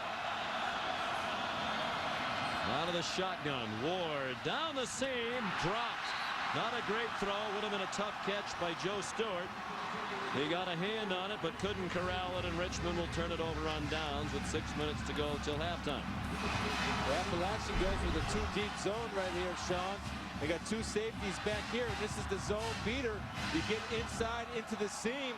The linebacker does not get any depth, and it should be an easy throw. And again, Ward has an opportunity to put one on target. That's 2 in a row that he missed. Now, I think you can catch that football, but it could have been a better throw. But that's a cover 2 beater right there. Tight end down the seam. Linebacker sits short. Should have been an easy pitch and catch. Here comes Appalachian State. Armani Edwards, the quarterback, dropped the snap and still made it about a 5-yard gain. Pierre Turner made the tackle, a sophomore from Lawrenceville, Georgia. 205 yards rushing now for Edwards on 19 carries. He has 4 rushing touchdowns and a passing score. That's an amazing thing. I mean, he's dropping snaps. There's miscommunication on plays, and he's still getting 10, 6, 7, 8 yards, and that's a credit to the big fellas up front, rooting them out of there and moving the pile. Rushing record for yards and a half at this level is in danger, perhaps. Juggling catch by Hans Badishon. He has the best Hans on the team. It's a gain of 13. They are so in tune with what they're doing offensively, and the ball's being thrown before the receiver's out of the cut. That's when you know a team is comfortable in what they're doing, and you're seeing a balance of power, the likes which I haven't seen all year in all the games that we've done as far as run pass with such efficiency. 5 minutes to go till the half. Seconds away from a Sports Center 30 from Darinoka after this play, and it's a 1-yard gain for Kevin Richardson. Here's Dari. All right, guys, time for a SportsCenter 30 at 30 update. Home run king Barry Bonds pled not guilty today in a San Francisco courtroom to charges of perjury and obstruction of justice. If the charges are eventually sustained, Bonds could spend up to 2.5 years in jail. Saints running back Reggie Bush could miss the rest of the season. He will most likely miss Monday night's game at least against the Falcons with a partially torn left knee ligament. SportsCenter on after this game. Stay current with ESPN News, guys. Just another happy news day in the world of sports. Edwards throws. Badishon the catch. McBride knocked him out of bounds. An 8-yard gain on the completion of Badishon, a native of Haiti. Endured rough circumstances with his family there. They moved to Miami. And Hans was a young boy. Married, the only married player on the team, to Claudia. They've known each other since they were in the 8th grade. They have a daughter, Jada, born in January. 3rd down and 1 at the Richmond 45-yard line. 35 points in the half and looking for more. Appalachian State. The pitch to Tavares Washington, and he couldn't get away from Eric McBride, the outstanding redshirt freshman, newcomer of the year on defense in the Colonial, and second-team all-conference player. I like the call. I mean, you've had 4 touchdowns off that same play. This time, Eric McBride was able to do what he wasn't able to do earlier, make a tackle in space. Wes Huseman singing the praises of McBride earlier this week, said he can cover, he can blitz, he gets off blocks. They're going to go for it here on 4th down and 1. 13 out of 24 this year on 4th down. That's 54%. And I don't think they got it.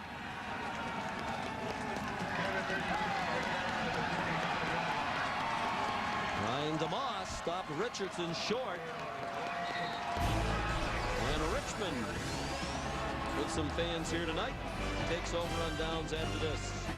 Monday, Drew Brees, Reggie Bush, and the Saints march into Atlanta. Richmond takes over on downs. 3:22 to go till halftime. The Spiders down 35-14. Sean McDonough with Chris Spielman. And the omnipresent Rob Stone right down there. I think he just knows where the shot's going to be on the sideline. Just a little background airtime, because he doesn't get enough on our bowling coverage and darts and all the other sports, in which he enhances our coverage. Of course, soccer. Hightower runs for 8, and we talked about Hightower's Pilates and yoga. But a lot of his great footwork comes from soccer. He's been playing soccer since he was about 6 years old. Said his dad, Lewis, a former boxer in the Marines, didn't want him to play football, thought it was too rough. But other parents said, hey, your son's so big, he's bigger than the other kids, why don't you let him play football? Tim said, I played in the 4th grade, I got smacked, my dad didn't like it, he said no more football, I had to beg him to let me keep playing. But Hightower wears soccer shoes during his football games. Yeah, it makes his feet feel better. A former boxer Marine saying he doesn't want his son to play football. That doesn't sound right. And he appears to have a 1st down on back-to-back carries. Here's Stoner. All right, here's the normal football cleat. It's like a heavy clog compared to the sleek soccer boots that me and my friends enjoy. Much lighter shoe. He's been wearing this for years and years, and you know, every athlete's trying to get that little advantage, so he feels a little bit lighter on his feet. It also helps guys because he's the 3rd string kicker, so he's ready to kick him if he needs to. How convenient. As he comes out before some of the home games, he can kick about a 48-yarder, but he knows he's not going to get a chance. No. But he wants to do it all. He plays on the kick coverage. He wants to play defense. He wants to be the kicker. Daniel Finnerty knocked down that pass. Well, his value as an NFL prospect certainly has risen this year. Why? Because he has played on the special teams, covered kickoffs, plays the wing on the punt. 31 receptions out of the backfield. Plus, he has played tailback. And if you sit there and talk to him, he'll do whatever he needs to do for the team. That's been proven at Richmond. And if he gets a shot, I'm sure he'll prove it at the next level. Very nice young man. Religion studies major, will graduate in May. One of the outstanding academic institutions in the country. The University of Richmond. They don't get many walk-ons there. It costs $46,000 a year. You pay your own way. Only guys like Dari Noka can afford that. Let's get another update from Dari. Oh, yes, guys, absolutely. Coming up, guys, at the half, we'll be joined by Ed Cunningham. Break down the Heisman Trophy race going into tomorrow night's presentation. Also, Ed going to tell us who he would hire if he was in charge of finding a head coach at Michigan and UCLA. Also, we'll recap Barry Bonds' day in court. Until then, I'll try to understand what you just said, Sean. It's very simple. The studio guys make a lot of money back there at ESPN. 3rd down and 2. Richmond, 37-yard line, down 35-14. A minute and a half to go to halftime, and a sack for Daniel Finnerty, the first sack of the night for Appalachian State. Just their 25th of the year. They're not a big sack team. Well, with the lack of depth at wide receiver, you have Justin Rogers sitting in there. And Justin Rogers is sitting and ran the wrong route because Joe Stewart's coming across the field. You have 2 against 1, and then you have pressure and mad dogs like this running to the football. You got to make a decision to get rid of it, or eventually the big fellas will get there. They're going for it on 4th and 2 on the last possession. Richmond did not convert on 4th and 9 from the Appalachian State 28-yard line. Hightower converts this time. First down inside the 32. Tim's been bothered by a stretched knee ligament over the last 4 games. Finished 7th in the voting for the Walter Payton Award as the best offensive player in Division I AA football. The artist formerly known as Division I AA. They spike it with only 1 timeout left.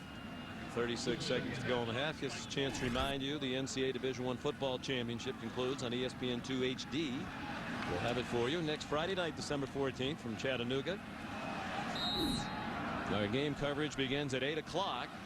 For a preview of every NCAA National Championship, including the 2007 NCAA Football Division I Championship, go to ncaasports.com, the official online home for all 88 NCAA championships.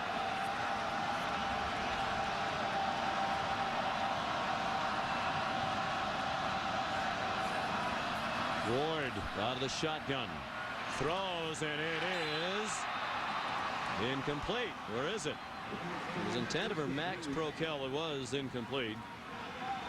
He's a defensive back, and due to the lack of depth at wide receiver that Chris talked about, he's out there running pass routes. This is a nice ball thrown by Ward in between the corner and safety. Woshay and Howard. Go up and catch it with your hands as opposed to body catching. You'll have a better shot of snagging it. Well, it's the old cliche, but it seems to be true in the case of Max. That's why he's a defensive back. There we go. But Ward again continues to impress. Well, Richmond's ahead of schedule with their success this year with a very young football team. 17 freshmen or sophomore starters, including Ward and the receiver Grayson, who has caught the 2 touchdown passes. Ball start. 82 on the offense. 5-yard penalty. Remains 3rd down. When we talk about what a good school Richmond is, outstanding academically, but Dave Clausen fits right in. He went to Williams College in Massachusetts, an outstanding school, played for legendary coach Dick Farley. So he didn't know he wanted to coach, but when he watched Dick Farley, who's now the College Football Hall of Fame coach, he felt like that's what he wanted to do. He was a political economy graduate. He said, I thought I was going to law school or Wall Street, but Coach Farley convinced me I wanted to be a coach. And he is an excellent coach. 3rd down 15. Ward will run. Will run for a first down. Will run for a touchdown for Richmond, and they're right back in the game.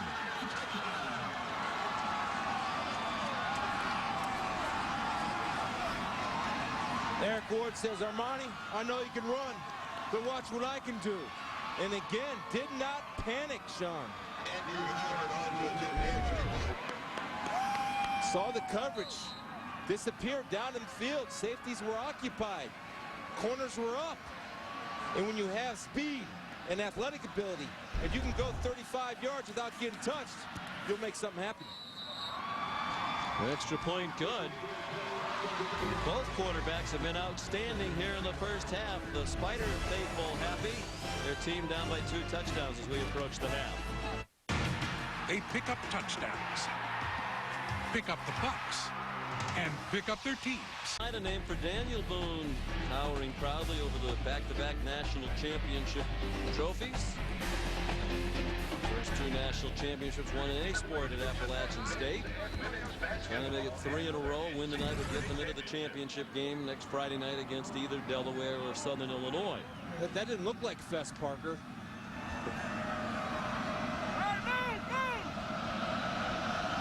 Howard kicks off this time. Ordinarily the punter kicks off, but they wanted to go to a sky kick, and Chase Laws made a fair catch. Let's see what Jerry Moore wants to do. With 21 seconds to go and 2 timeouts. His team leading 35-21. The other semifinal is tomorrow, 4 o'clock Eastern time on ESPN. Originally, Delaware and Southern Illinois were going to play tonight, and these 2 teams are going to play tomorrow. But Delaware, after upsetting the #1 team in the country, Northern Iowa, in Iowa last weekend, had a tough time getting out of Iowa because of bad weather. So they asked, did they not have the short week, since it was already a difficult week with the travel problems? And the NCAA flipped the games. I look at that game and Southern Illinois, just a fine tradition right there. And Delaware, obviously their tradition, putting out championship caliber teams.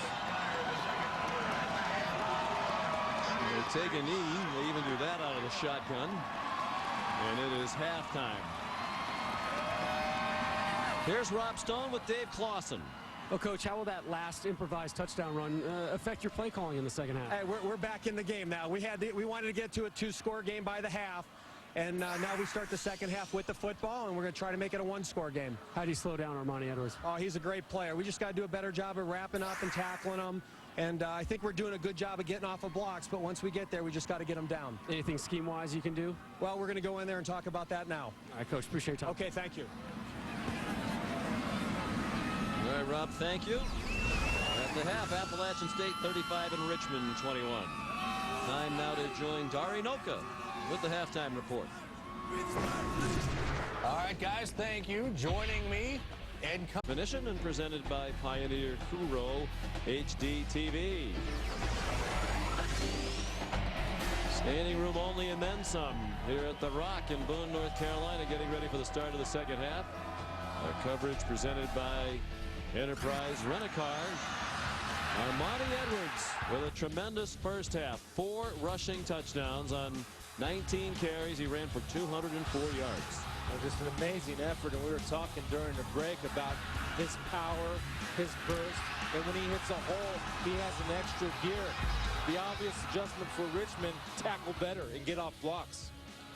The Home Depot coaching adjustment brought to you by Chris Spielman here at the half. You know, they need to make some adjustments. Dave Clawson told Rob Stone on the way off the field he feels like they're getting off blocks. They need to actually tackle them. He feels they're in position. They just haven't tackled. Well, that's the adjustment on defense. The adjustment on offense is they got to keep taking their shots down the field. Why? Appalachian State defensive backs are challenging their receivers one-on-one. They've been successful. Right here on the sluggo route, slant and go. He throws them open, and you see the conversion for the touchdown. An opportunity blown. Again, avoiding the pressure, beating coverage one-on-one.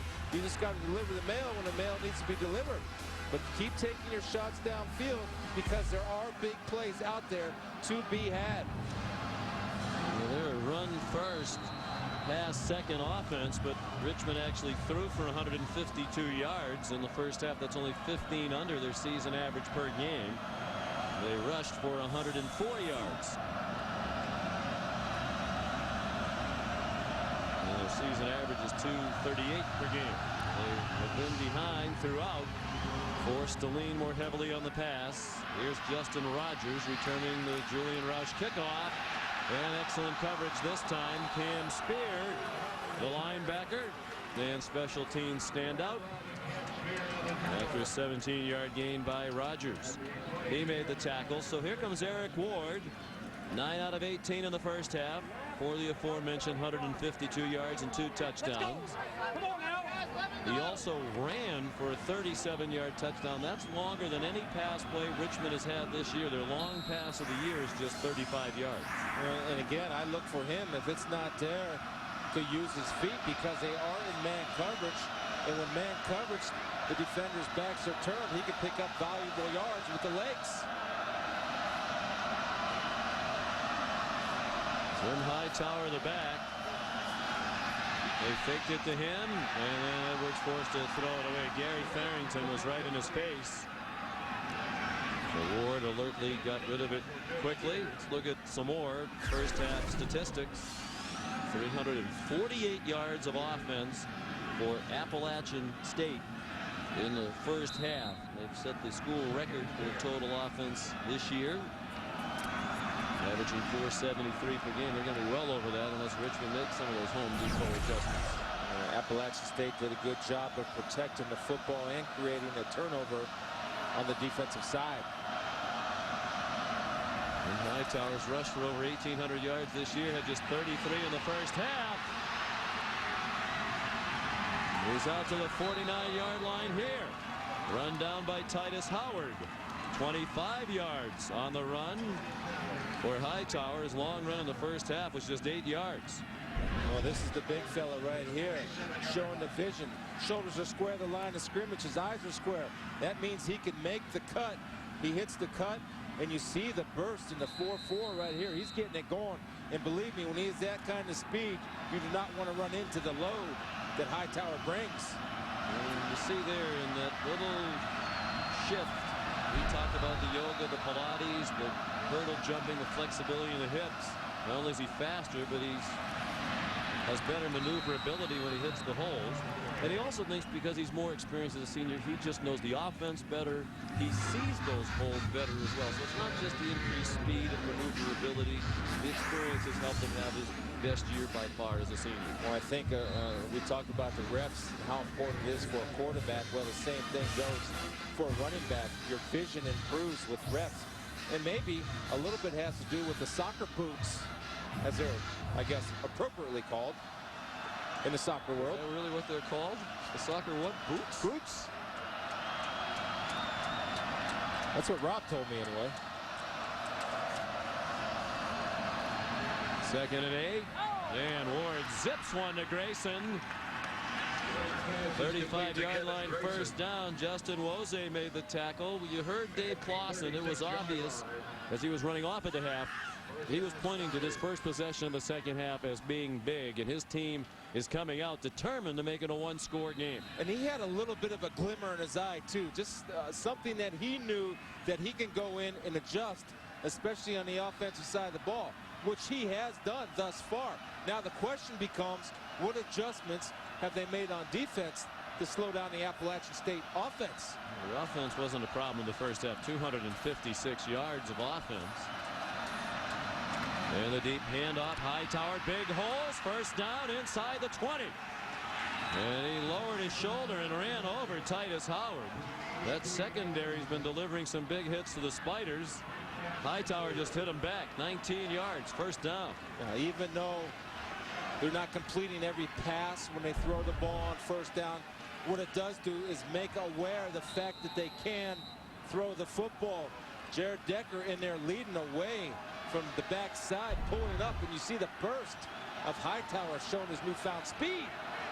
With 33 yards rushing in the first half, he's at 45 yards on this drive, averaging 141 yards per game rushing, 6th in the nation at this level. It's a yard or two there, that's all. Howard up as the nickel back to make the tackle. Dave Clausen was impressed as he watched the Appalachian State film on Titus Howard. Said he's great in run support. We have to account for number 36 when we're running the ball. Well, they're getting a whole lot of look at Titus Howard up there, basically playing the extra linebacker because of the confidence of John Wiley playing man-to-man on the corners outside. They're playing man-to-man right here on the outside receivers because the corners are lined up over there.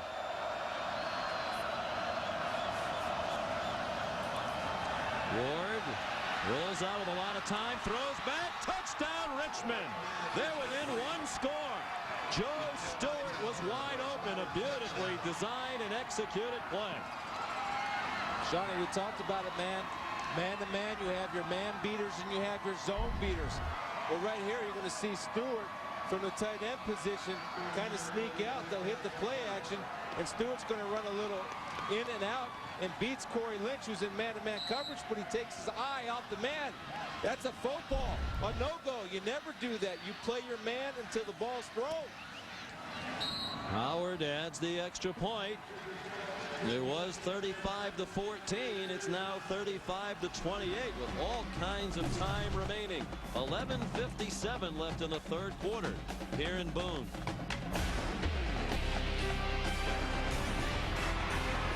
About a 7-hour drive from Richmond. A lot of fans here to watch this game. Tonight's telecast presented on ESPN by Enterprise Rent-A-Car. Someone probably running an Enterprise car to make the 7-hour drive. The team chartered down here into Johnson City across the border in Tennessee. 1 hour's drive from Boone. Joe Stewart, the touchdown reception to get them back within one score. Eric Ward, the touchdown throw. Stewart's out of Lewistown, Pennsylvania. He was a basketball star in high school, scored over 1,500 points, and was a finalist for Mr. Basketball in Pennsylvania. Ryan Radford kicks off. Coco Hillary from the 5. And it looked like they ripped the ball right away from him. And they did. It was taken away by Josh Vaughn.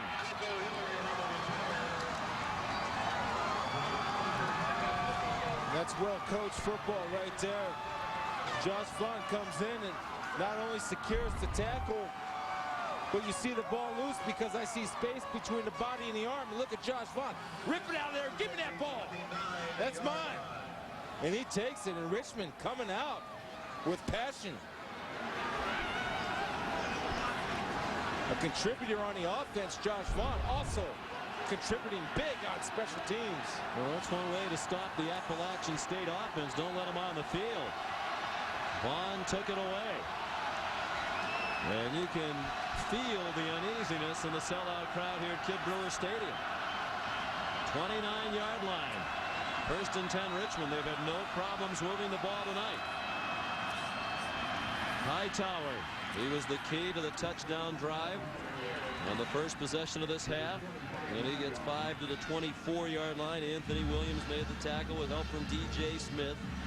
It has been a prolific offense this year for Richmond. Started the night with 5,287 yards of offense. That is a single season school record. Averaging 35 points per game. We've had the top 2 total offense games in school history this year. More than 600 yards each against Northeastern and Bucknell. Play action fake by Eric Ward. He's hurt them with the run. He hurts them again. 1st down inside the 10. Protects the ball at the 8. 1st and goal Richmond. As they look to tie this game, it looked like they were dead and buried in the first half, down by 21 points. Well, what Appalachian State was able to do in the first half is get pressure right there as there's no pressure. But again, you're playing man-to-man defense. Backs are turned, and nobody has recognition of the run until he breaks the line of scrimmage 7 yards past the line of scrimmage, and he's off to the races. Vaughn ripped it away on the kickoff return. Now the offense trying to capitalize. 1st and goal. Ball marked at the 9.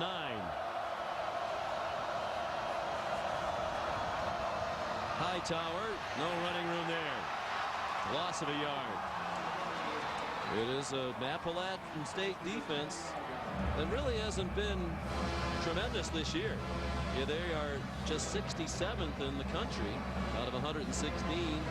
FCS schools in total defense, 60th in scoring defense, giving up 26.5 per game. They've generally outscored their opponents this year. Yeah, and they've given up a lot of yards on the ground, and you can see the offensive line for the Spiders just getting energized, Sean, by the success that they're having on the ground.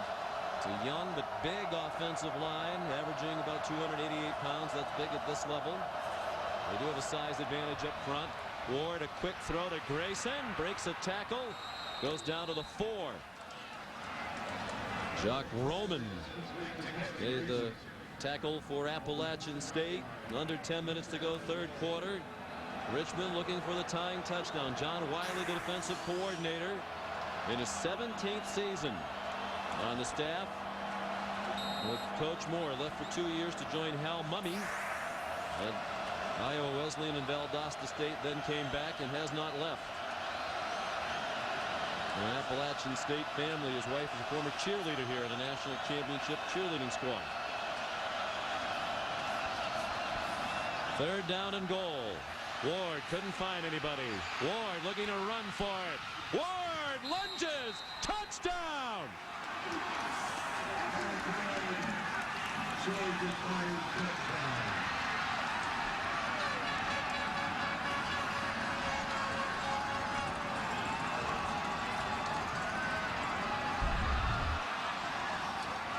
Again, the patience, the knowledge.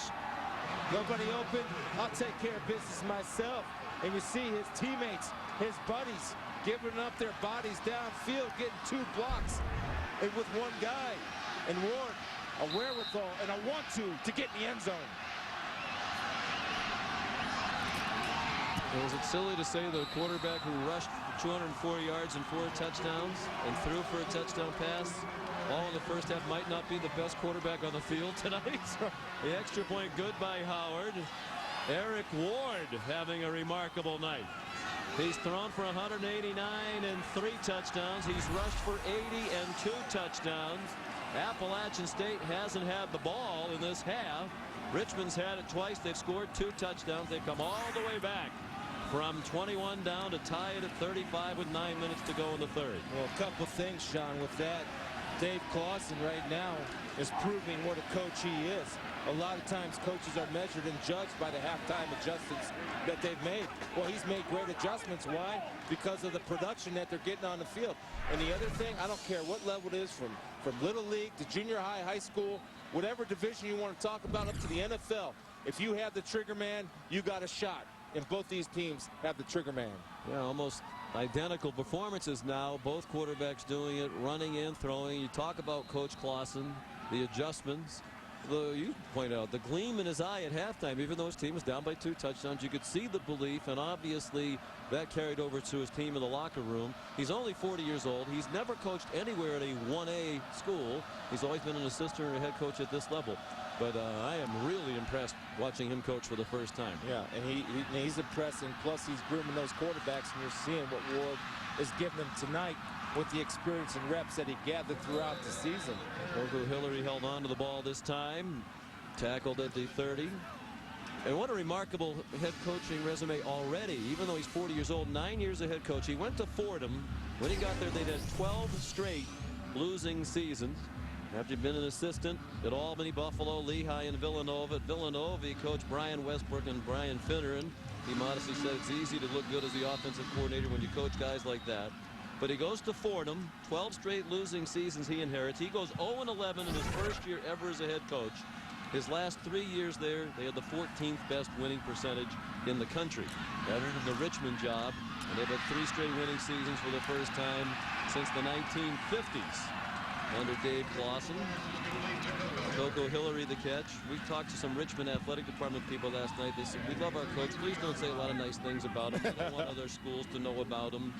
But with all these jobs open right now, you know, this is the kind of quality young guy who undoubtedly is going to start to get a lot of attention. Well, and I would look at it if I'm an institution like this one right here, and I have high academic standards, and I see the type of player he recruits at this level with high academic standards, maybe he's the guy that can recruit at that level with high academic standards and get the players.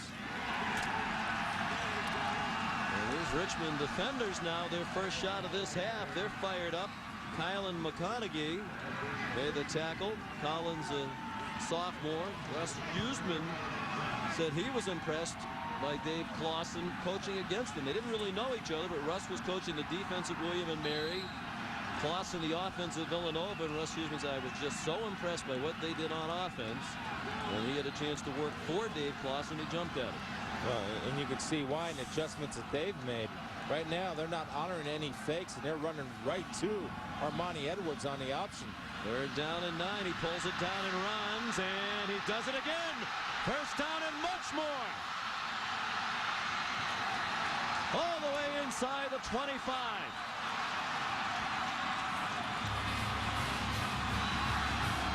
Well, Russ Huseman said when we have a chance to tackle Armani Edwards, we must do it. They had the chance and did not do it, and he ran for 44. Well, right here, you're going to see the breakdown. The hole is going to open up to that side of the field. And Armani wants to throw the ball, nothing there. But again, when you have your corner and Tyler Sullivan jump inside and lose contain, Armani will exploit that in a heartbeat. Tavares Washington flags down. He has a first down inside the 15-yard line, but there are flags. The Spiders indicating it's against Appalachian State. In a relatively penalty-free game. Holding, number 72 on the offense. 10-yard penalty. Repeat first down. Jonathan Bishke, the right tackle, junior from Port St. Lucie, Florida.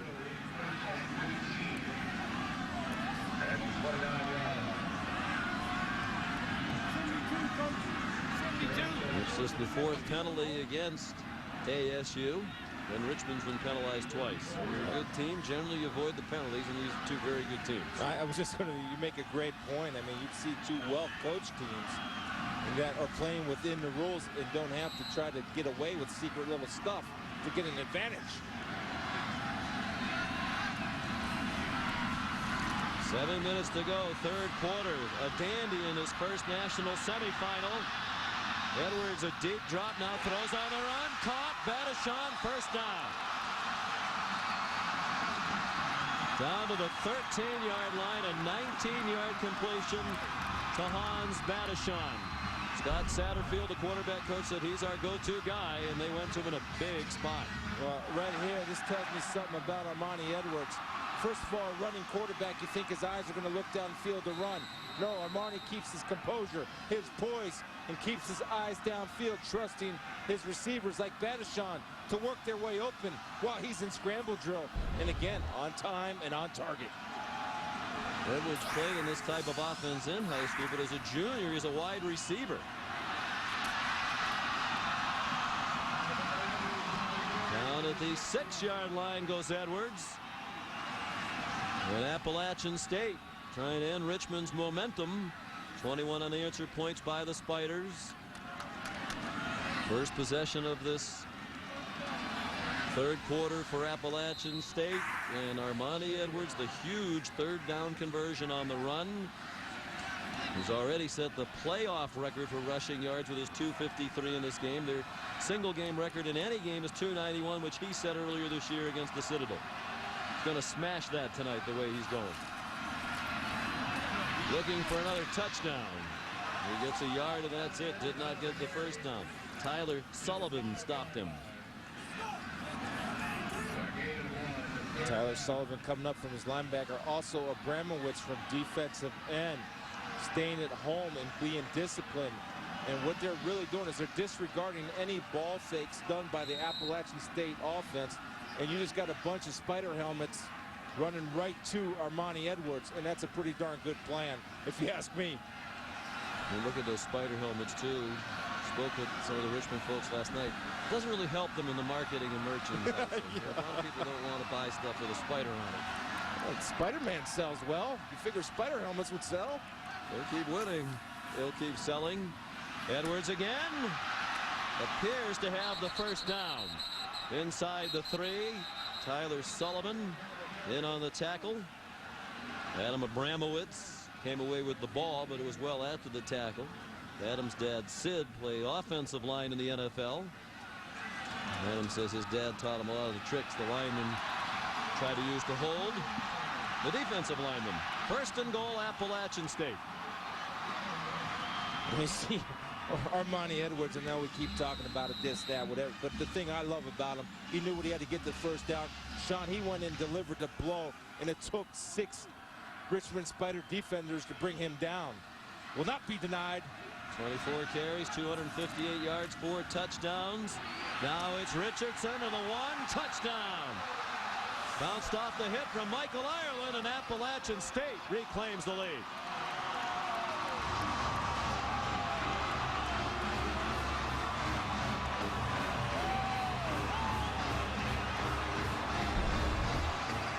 Champions respond with the ankle injury. Richardson said, now I've become a downhill runner, a downhill demon, a straight ahead Ed. And right there, he showed his power by delivering a blow on Ireland and getting into the promised land. His 65th career rushing touchdown, adding to his Appalachian State record. Julian Roush adds the extra point. Well, Richmond can score, but they still haven't demonstrated they can stop the Mountaineers. For years, people have used lines to get device with Reality View.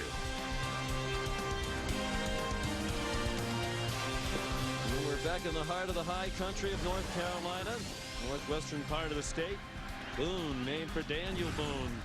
Daniel looks concerned. We're cold. It's in the high 20s right now. What a pleasant night. No wind to speak of. And what a game this has turned out to be. Appalachian State led by 21. Richmond rallied to tie it at 35 here in the third quarter. But the Mountaineers have just scored again and lead 42-35 as Julian Roush tees it up to kick off with 4:41 left in the third quarter. Sean McDonough, Chris Spielman, and Rob Stone, delighted to have you with us for this NCAA Division I national semifinal. The other game tomorrow, Delaware at Southern Illinois. The winners will play next Friday night in Chattanooga, Tennessee for the national championship. Kickoff down to Justin Rogers. And he stopped near the 25-yard line. Well, earlier this evening, we spoke with one of the 4 finalists who's made the trip to New York for the Heisman Trophy presentation tomorrow night at 8 o'clock on ESPN. We spoke with Tim Tebow. He was on a bus on a tour of New York City with the other Heisman finalists. Colt Brennan, the great quarterback from Hawaii, joins us now. And Colt, I understand you guys are still on the bus. Yeah, we're still taking the tour right now. We just got to our last destination, Ground Zero of the World Trade Centers, and this will be the last stop of the tour.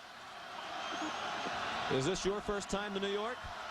This is actually my second time to New York. I came once when I was about 13 years old, and this is my second time coming back. Colt Brennan's a Californian. Of course, disappointed not to make the trip to New York City last year. Ward runs for about 4. Colt Brennan had 58 touchdown passes last year, but 6th in the Heisman balloting. Did not make the trip to New York, so I'm sure you're very happy to be there, Colt. How do you size up your chances of coming home with the trophy tomorrow night? Well, I mean, I'm absolutely thrilled to be here. You know, it's been a great year for not only me, but my team, and obviously going undefeated and making it to a BCS bowl game. You know, I really don't know what my chances are for tomorrow night. You know, considering how the college football award show went last night, you know, it's kind of hard to win a Heisman if you can't win best quarterback or best player in America. So I would assume it's probably going to go somewhere else, which I'm fine with. It's all good, and I'm just really happy to be here. It's been a great run for me, and you know, really excited about my bowl game and ending my senior year on a good note. Well, Colts put up almost 4,200 yards passing and the 38 touchdowns, despite missing a couple of games this year due to injury.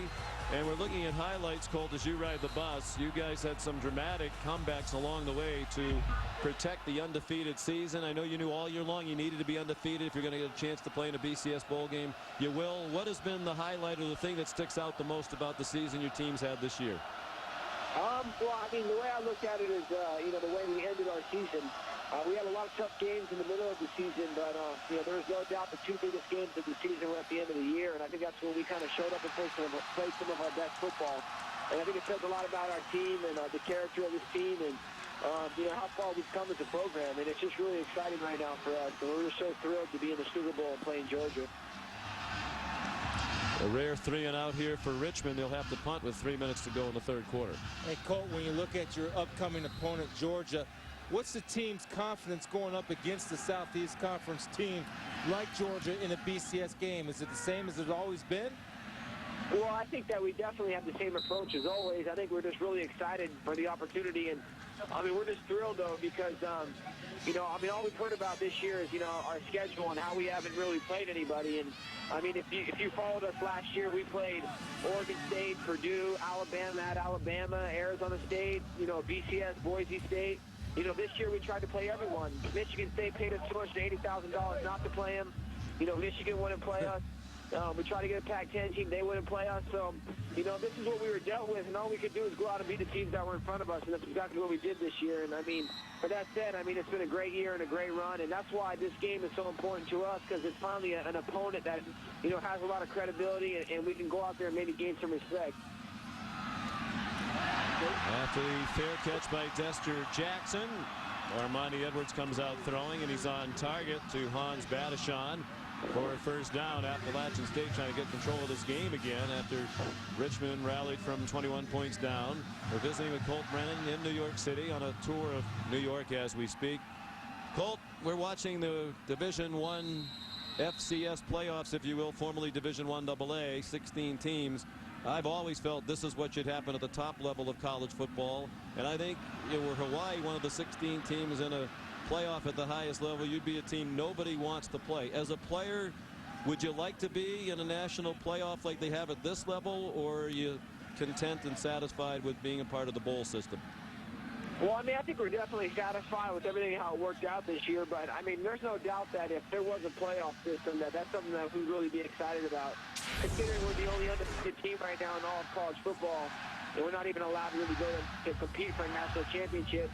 It is what it is, but it's too bad, and a playoff would definitely give us that opportunity.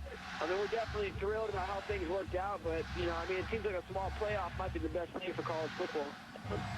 We're speaking with Colt Brennan, and as Colt was chatting, the officials are reviewing. It certainly looks like a catch here by Hans Badishon. The ball never hit the ground. Colt, when you look at what a Heisman Trophy would mean to Wyatt, a BCS victory, Sean and I were down there. We've done 3 of your games.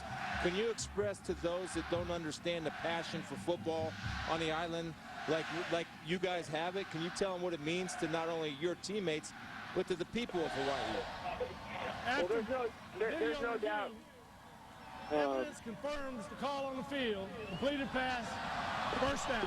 Well, Colt, you're very polite to wait for the that's pretty good. We're on a bus and you still pause to let the referee speak. Go ahead, buddy. Well, there's no doubt. To be honest with you, I just lost my question, my place. Well, how much would a Heisman Trophy mean to you, the program, really the state of Hawaii? Being in the Pacific where we are, we're kind of isolated from everywhere, and it's one thing to play for the University of Hawaii, but it's one thing to represent the state of the University of Hawaii. And, that's exactly what we've done this year is we've done a great job of representing the community and the state, and they felt a part of this run that this team has had. It's not just our football team that's experiencing this or having, a good time this year. The whole state is thrilled, and it's ecstatic right now, and I think that given the opportunity to bring back a great honor like that would do so much for the school and so much for us down the road. And like I said, we're trying to get Hawaii on the map and in the national spotlight for years to come. And we don't want this to be a one-year fluke. We want it to be for years to come. And, just being out here is a great step. And, winning it would be an even unbelievable step that would just catapult us right to the top. Well, Colt, it didn't sound like you were very optimistic earlier about your chances tomorrow. The throw incomplete for Badishon. And we asked Tim Tebow the same question earlier. If he couldn't vote for himself, who would he vote for? Who would you vote for, and/or who do you think is going to win tomorrow night? Just considering how the college football awards went, I think the guy who's going to win it tomorrow is probably Tim Tebow. He won the best player in football, and he also won the best quarterback in football. And, he's definitely deserving so. He's had a great year this year. I think Chase has had a great year, and I think McFadden's probably one of the most exciting football players in all of college football. So it's a toss-up. But I would just think that the way that the awards went last night, I think Tim Tebow's got this one. Well, Colt, we congratulate you on a great year, both personally and a historic year for your school. It's really been a pleasure watching you play in person this year and visiting with you. We thank you for the visit tonight, your class act, and good luck tomorrow night and as you move on to the bowl and into pro football. Thanks so much. Hey, thanks a lot, guys. And we definitely appreciate all the support you guys have given us this year. Well, it's been our pleasure. I think we are two guys, Chris, who have believed all along as we watched Hawaii play in person.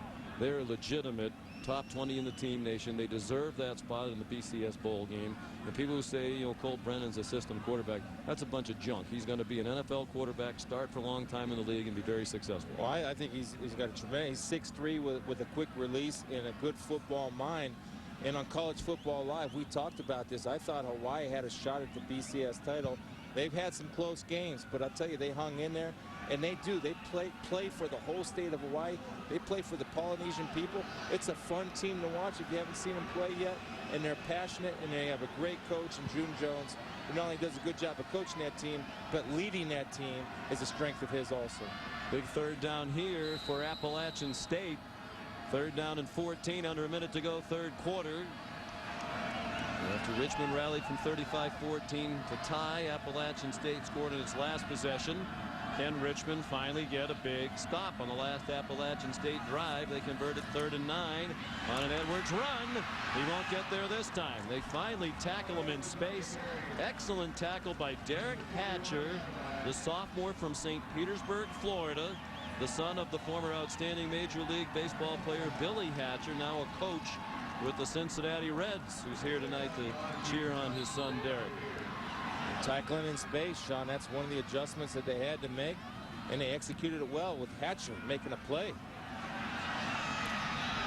punt by Neil Young, and it's Derek Hatcher back to return the punt. Derek is one of the best return men at this level of college football. Brought one back 66 yards for a touchdown against Stony Brook. There's Billy Hatcher, one of the really good guys in Major League Baseball. Fine player. Clutch player in the postseason, and will stay with Dusty Baker on the new staff at Cincinnati. We talked to Russ Huseman, the defensive coordinator. So I was so excited when Derek came on his visit because Billy came.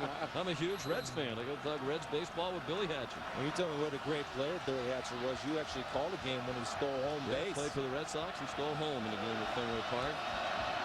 He's a terrific guy. He was very proud of his son. Had a chance to visit with Billy before the game tonight. Quick slant, incomplete, and almost intercepted. Ball that should have been caught by Jordan Mitchell. And it'll be the final play of the third quarter. All in all, a good quarter for Richmond. They were down by 2 scores at the break. They're down by 1 as we head to the fourth quarter. National championship game on ESPN next Friday night at 8 o'clock from Chattanooga, Tennessee. Appalachian State, 2-time defending national champions. They want to go back and defend the title. Richmond trying to get to the championship game for the first time. This is their first ever semifinal appearance. On 2nd and 10 for Richmond. Josh Vaughn tackled by Jacques Roman. It'll be 3rd down and about 8. Roman, highly recruited out of high school in Georgia, committed to go to Auburn, then thought he had a chance to go to Miami. So he backed away from the commitment to Auburn. Miami didn't want him. He was left with nowhere to go. Sat out a year, then came to Appalachian State and redshirted a year. So he was 2 years out of football, now a sophomore. 3rd down, nearly 9. Another big play. They went 3 and out on the last possession. Trying to avoid it again. Ward gets it off and nearly threw it as an interception into the hands of Wose. Daniel Finnerty had him wrapped up, and Ward showed his strength to get out of the sack and throw it, but he almost turned it over. And Rose showed great closing speed, but you're right, Sean, the ability to have a big fella, a defensive lineman, hang on your legs and still deliver the fastball. Lucky Rose did not make the play. The Richmond defense holds, but now the offense has gone 3 and out twice. And Dexter Jackson tackled immediately. Josh Vaughn again. Outstanding backup running back with another big special teams play. Here's Rob Stone. Well, guys, the Appalachian State passing offense wasn't much to speak of in the first half, but it's pretty much all that they've been talking about in the second half. Coach Moore saying, hey, we got to pass more. Armani Edwards getting some coaching on the sideline saying, hey, watch that free safety. He jumps in 9 times out of 10. You got to take that shot. And then Coco Hillary and Dexter Jackson, very emotional, very vocal on the sideline during that last break. Dexter really had to essentially be pulled away from the bench in Coco's face, but also barking out, I got to get the ball more, guys. Throw it to me, please.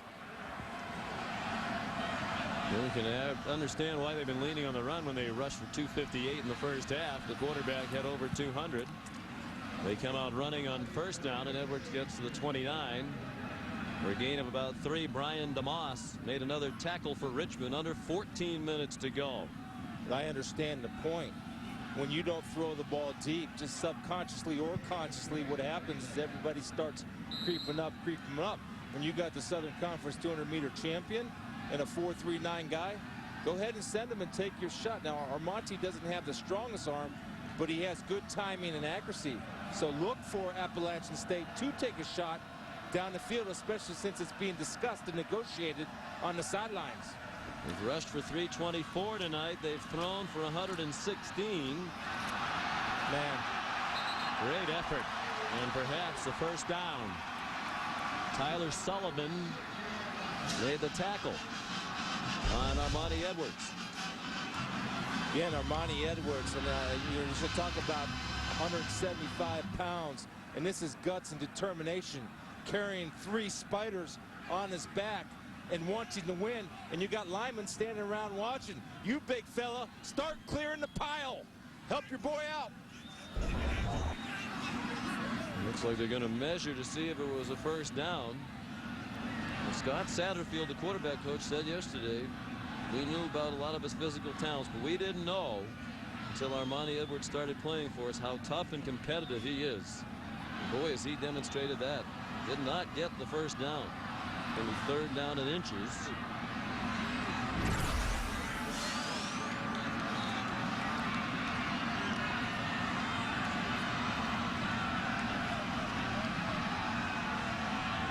Edwards up to 278 yards rushing.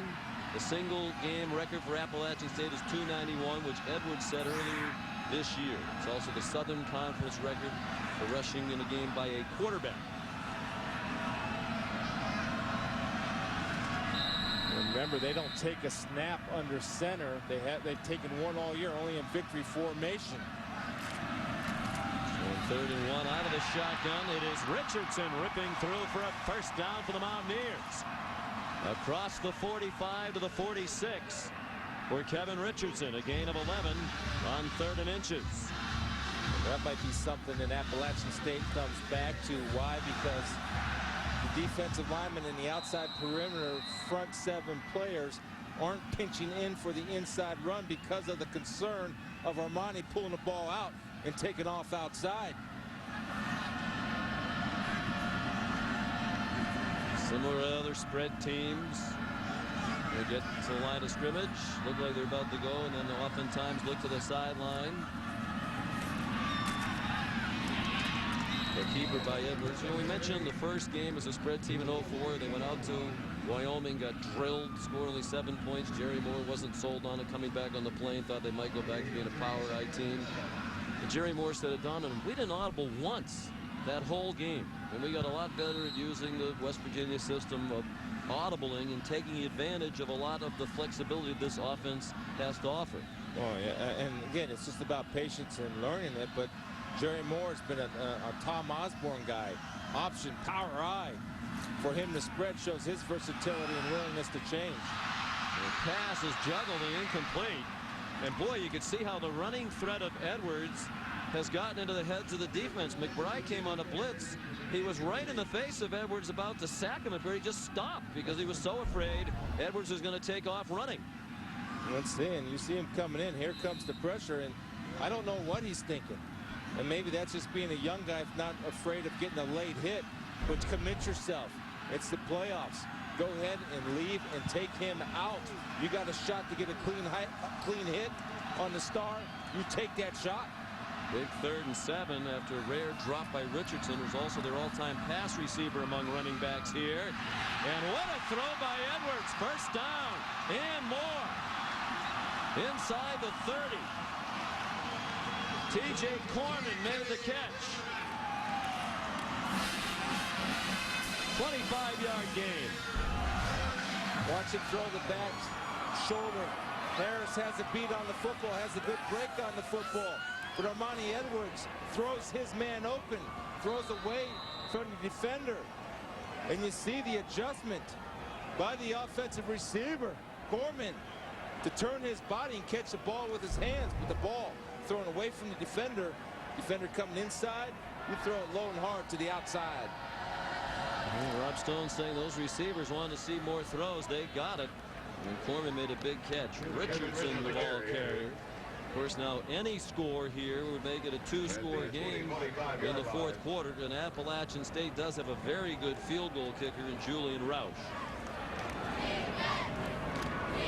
I keep pounding Richardson up the middle. I pound him, then I stick it in there, I pull it back out and take Armani down the sidelines, because eventually the Spiders, as we move down the field, have got to converge that inside run and commit with some of their outside perimeter people, which should open the lane for Armani. Richardson is the back. Option look.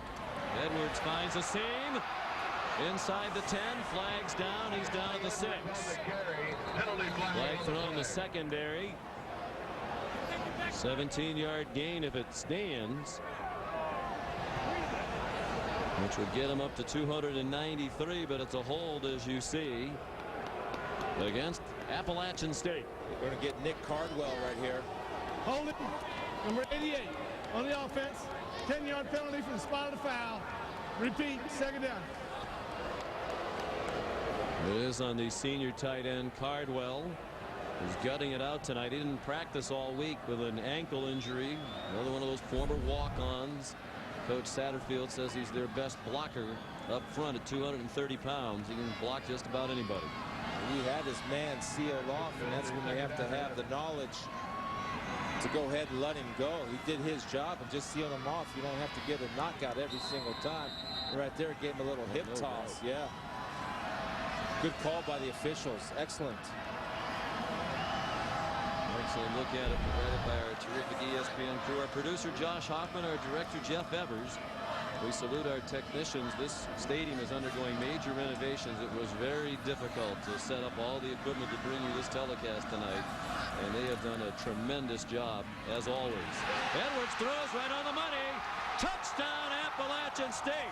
Cardwell atones for the hold with a touchdown catch.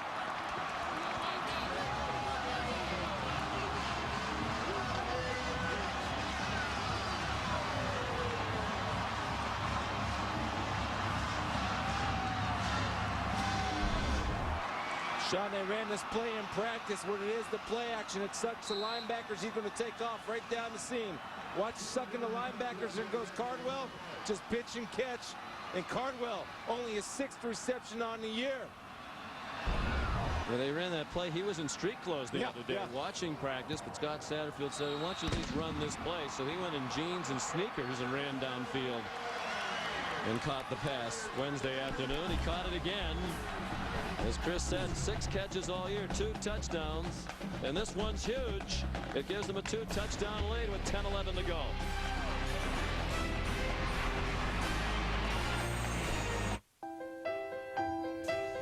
College football primetime. Tonight's NCAA football championship presented by Enterprise Rent-A-Car.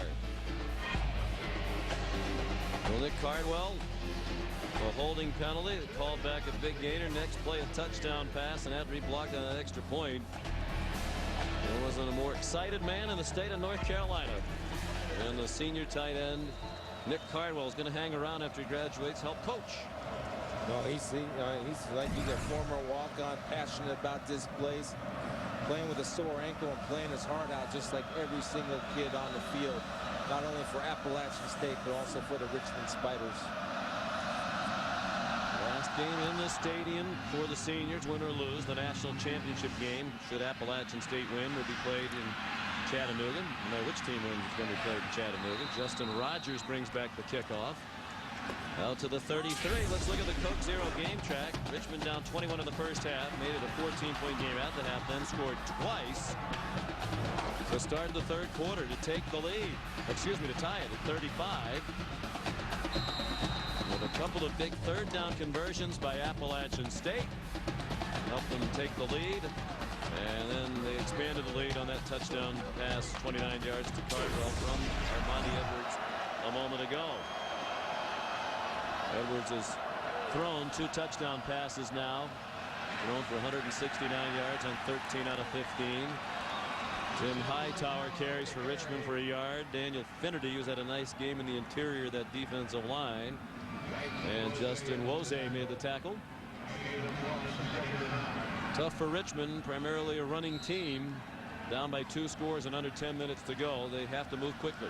Well, and they have the opportunity if Appalachian State chooses to stay in man-to-man, which will give them the opportunities to throw the ball deep. They're in man-to-man again here. And all they got to do is hold up front on pass protection. Richmond 6-0 this year against ranked teams, 5-0 against teams in the top 11. Trying to keep that record perfect, but with a lot of work to do, and Hightower's doing some of the work. Out to the 49-yard line, where finally Wose got him on the ground. A hard-earned 16 yards for Hightower, and again Eric Ward kept his poise with Gary Farrington in his face. See, Pierre Banks does a good job of picking up the screen, but when you get Lyman downfield and the big fella Hightower with the soccer boots rolling, getting positive yards, and Ward shows again his toughness. Get knocked down, get back up. You might want to try to get him up to the line a bit more quickly. They're very casual here. Play clock under 10. 9 minutes to go. Ward's going deep down the sideline, just out of the outstretched hands of Kevin Grayson. Jerome Touchstone had the coverage. They've had a battle all night long.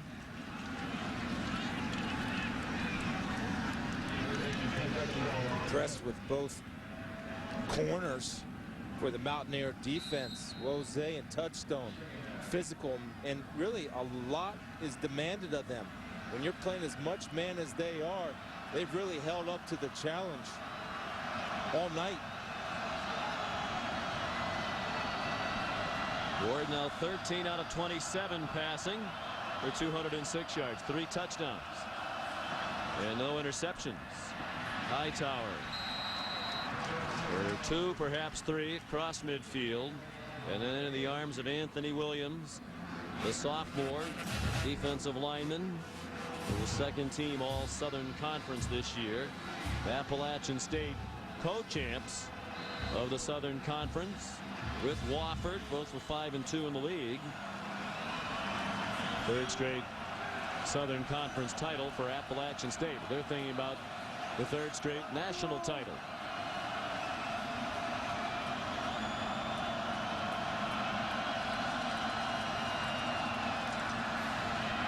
Ward hit as he throws, and it is intercepted.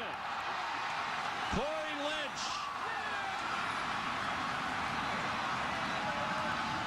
His 6th of the year, his 24th of his brilliant career, and it was Farrington who helped make it possible, again putting the hit on Ward. Well, we asked earlier, where's the safety man? Here's the safety man, Corey Lynch. Big-time players make big-time plays in big-time games.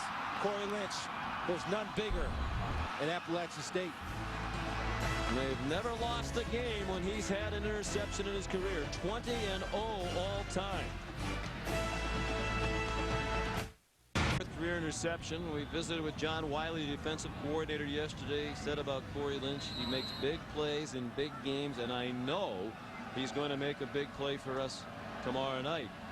Apparently John Wiley's parking cars when he's not the defensive coordinator with that outfit on. There's the ball boy there on the sideline. Kevin Richardson carries for another first down. Out near midfield, under 8 minutes to go, and they're starting to sense a return trip to the championship game on the sideline. Lynch was emotional yesterday when we spoke with him about his last home game. He said, I've been so blessed here. So many great experiences, the national championships, the win at Michigan, the individual honors, playing for Coach Moore. He met his wife-to-be here, Sissy Graham, who's the granddaughter of the great Reverend Billy Graham. They're going to get married on December 31st here in the state of North Carolina near Asheville. What an experience he's had here. Well, yeah, and not only his play on the field, but in the meeting he had his 2 national championship rings on. Here's Armani Edwards. Perhaps running into the record books. All the way down near the 15-yard line.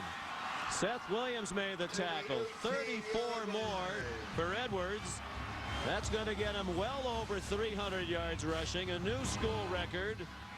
315 yards rushing for Armani Edwards. And he has just set the all-time record in any game at this level for rush yards by a quarterback. The previous record was 309 by Eddie Thompson of Western Kentucky back in 1992. Well, Armani, and the point I was making is that Corey Lynch wore those rings to say this is what you have to do to give back. And a reminder, well, you see the guys playing like that tonight on both sides of the ball, and none better than number 14 in Armani Edwards.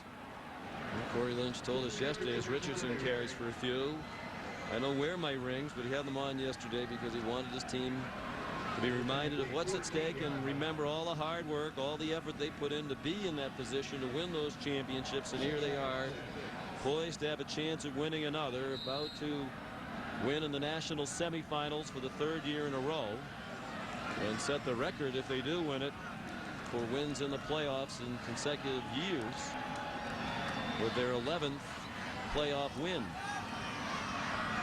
You look at this offense, and yes, we talk about Richardson and Armani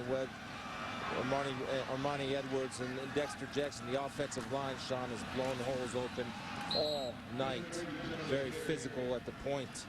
Well, Richardson carries again. So many things working in their favor tonight. The record here at home, 34 out of the last 35. The seniors are 37-1 all time here. The winning streak in the playoffs, which will be 11 in a row if they win tonight. And on ESPN, they've never lost.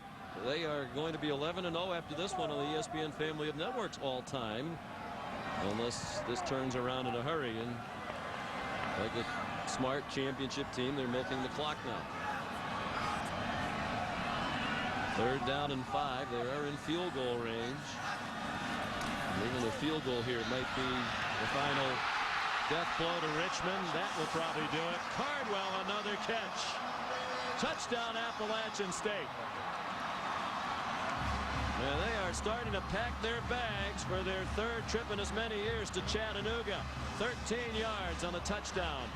Edwards to Cardwell. You run it once, they haven't stopped it. You keep running it until they do. Same play, same result.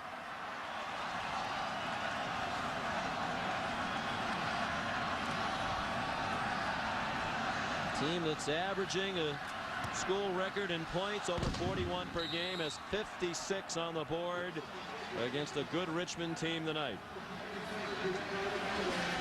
5:27 to go between Jerry Moore and a return trip to the championship game. And you thought your workspace was a mess. Check out Coach Moore's office, and we'll tell you how he gets his cake and eats it too. It's a little crunchy. Enterprise Rent-A-Car. We'll pick you up. And in part by Dick's Sporting Goods. Every season starts at Dick's. Well, yes, that's the FCS version of the Red Auerbach Victory Cigars. The chancellor of Appalachian State University, perhaps their biggest fan, Kenneth Peacock, strutting around like a proud peacock with the 2 national championship trophies. He's not bashful. No, but you love to see the head of the academia fired up about the football program and the sports program in general, new facilities, everything. He's fired up, all right. Justin Rogers.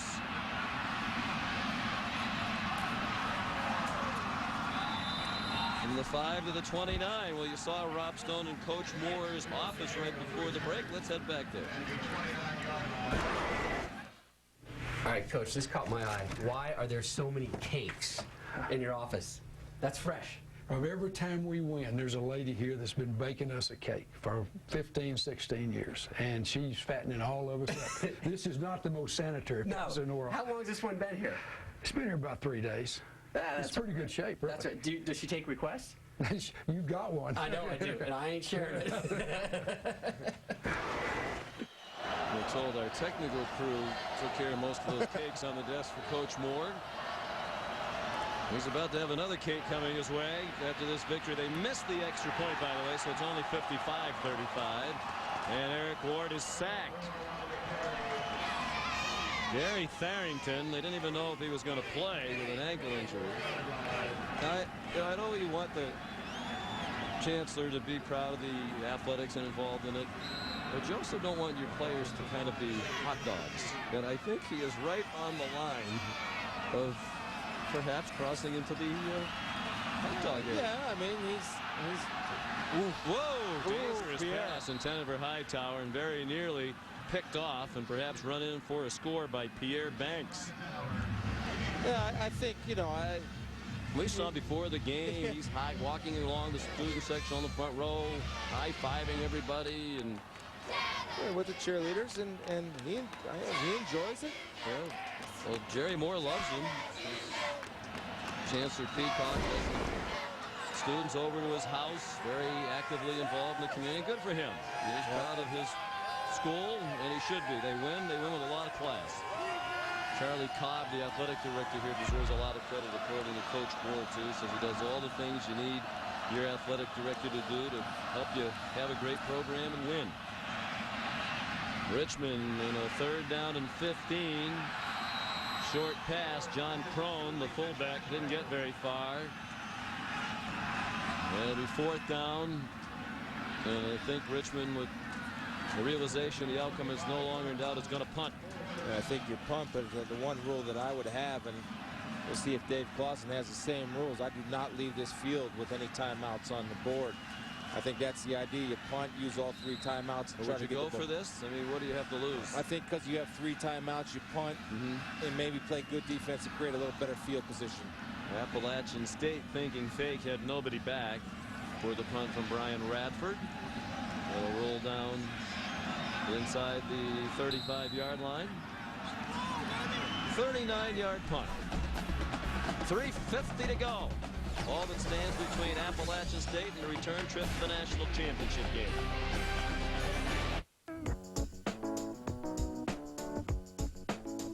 Four minutes to go. They're on their way back to the national title game for the 3rd year in a row, led by Armani Edwards. He provided tonight's Pontiac game-changing performance with a score tied at 35. 3rd down and 9 on their own 32. He ran 44 yards. That came on the heels of 21 unanswered points from Richmond. They had all the momentum. That battled back from 35-14 to tie it. Looked like they were going to get the ball back with a chance to take the lead. And Edwards, as part of his record-setting rushing night, he's rushed for 313 yards, most ever by a quarterback at this level of college football. Edwards out of the game now. Trey Elder is the quarterback, and Devin Moore runs for nearly 10. Yeah, and after that run, he, of course, then finished it with a run for a touchdown. What I mean, you can pick a number of plays for the Pontiac game-changing performance. That one was key because of the time, but he's just been a special player all night. As good as advertised. In fact, better than advertised for my eyes, to be honest with you.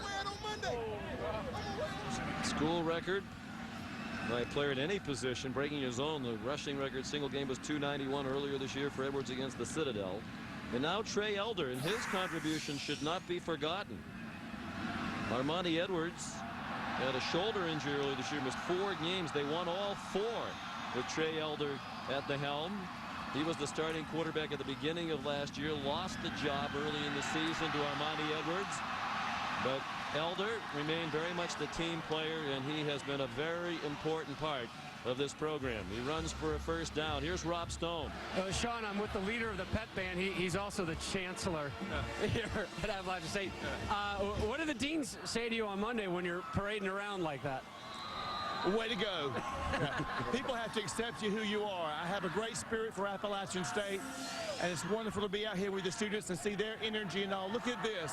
It couldn't get any better than this when you have 7,000 students out cheering for their institution. What is the success of your football team? How does that translate to your university? The increase in applications that we've had, the quality of our incoming freshman class gets better and better every year. It helps us recruit diversity for our campus. So it has been a tremendous benefit for us academically, as well as the fun that you have from the athletics. You made a quick change from that football jersey to this tweed sport coat. What would you have in store if you guys win back-to-back national titles? You'll have to stay tuned. Oh, he's a teaser shot. We have fun. I like that. Have a good time. All right, well, we'll see you in Chattanooga. Thank you very much. Thank you for being here. No problem. Proud as a peacock. Chancellor Peacock, and he should be. 14-yard gain for Elder. Jerry Moore trying to stay away from the Gatorade buckets. Yeah. Well, crafty veteran, 68 years old. Showed pretty good feet for a coach there, huh? I like what Coach Peacock said, and it's true. I mean, the exposure on national TV. I mean, you saw it in Columbus when Appalachian State beat Michigan. Of course, they became the Buckeyes' new favorite team, and there was Appalachian State gear all over the place in Ohio. The secretary here got bombarded with emails in the football office from fans who don't like Michigan around the country congratulating Appalachian State on the win. There's a fumble, and Richmond will get it back at the 31-yard line.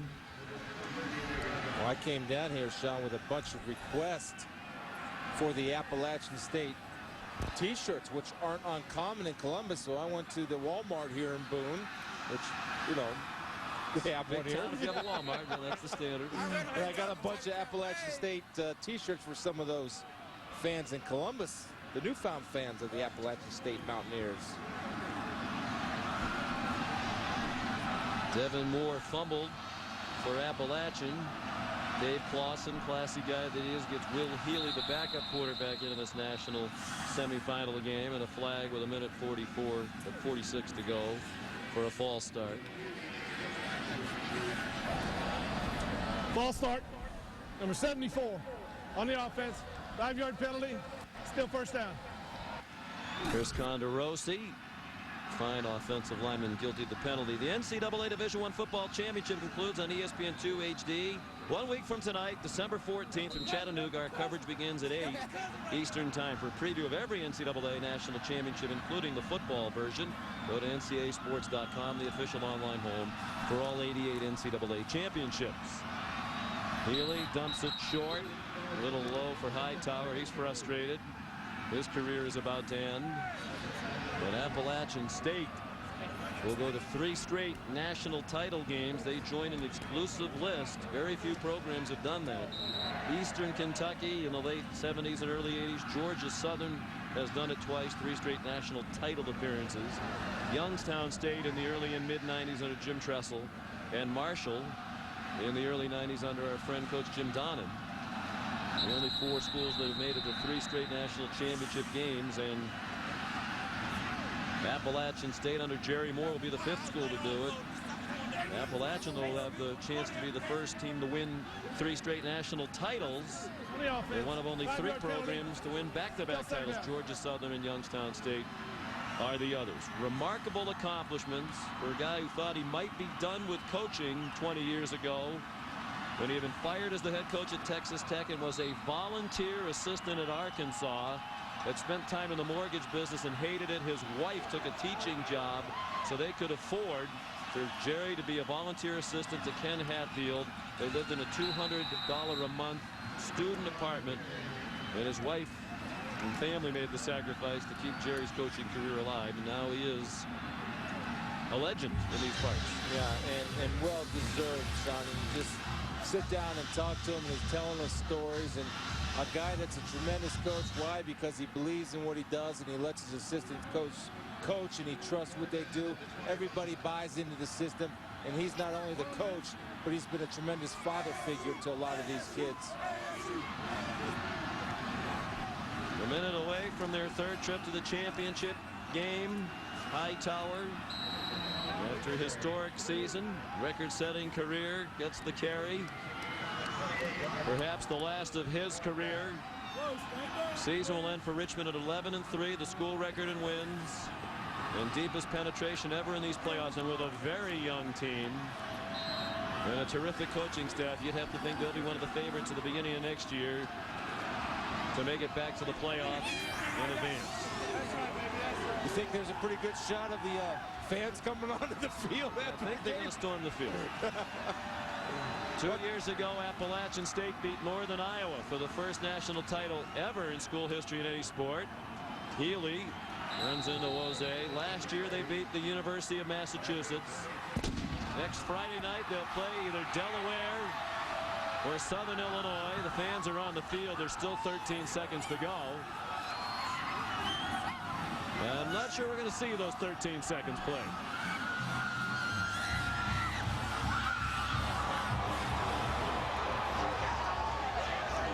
Appalachian State continues to make history.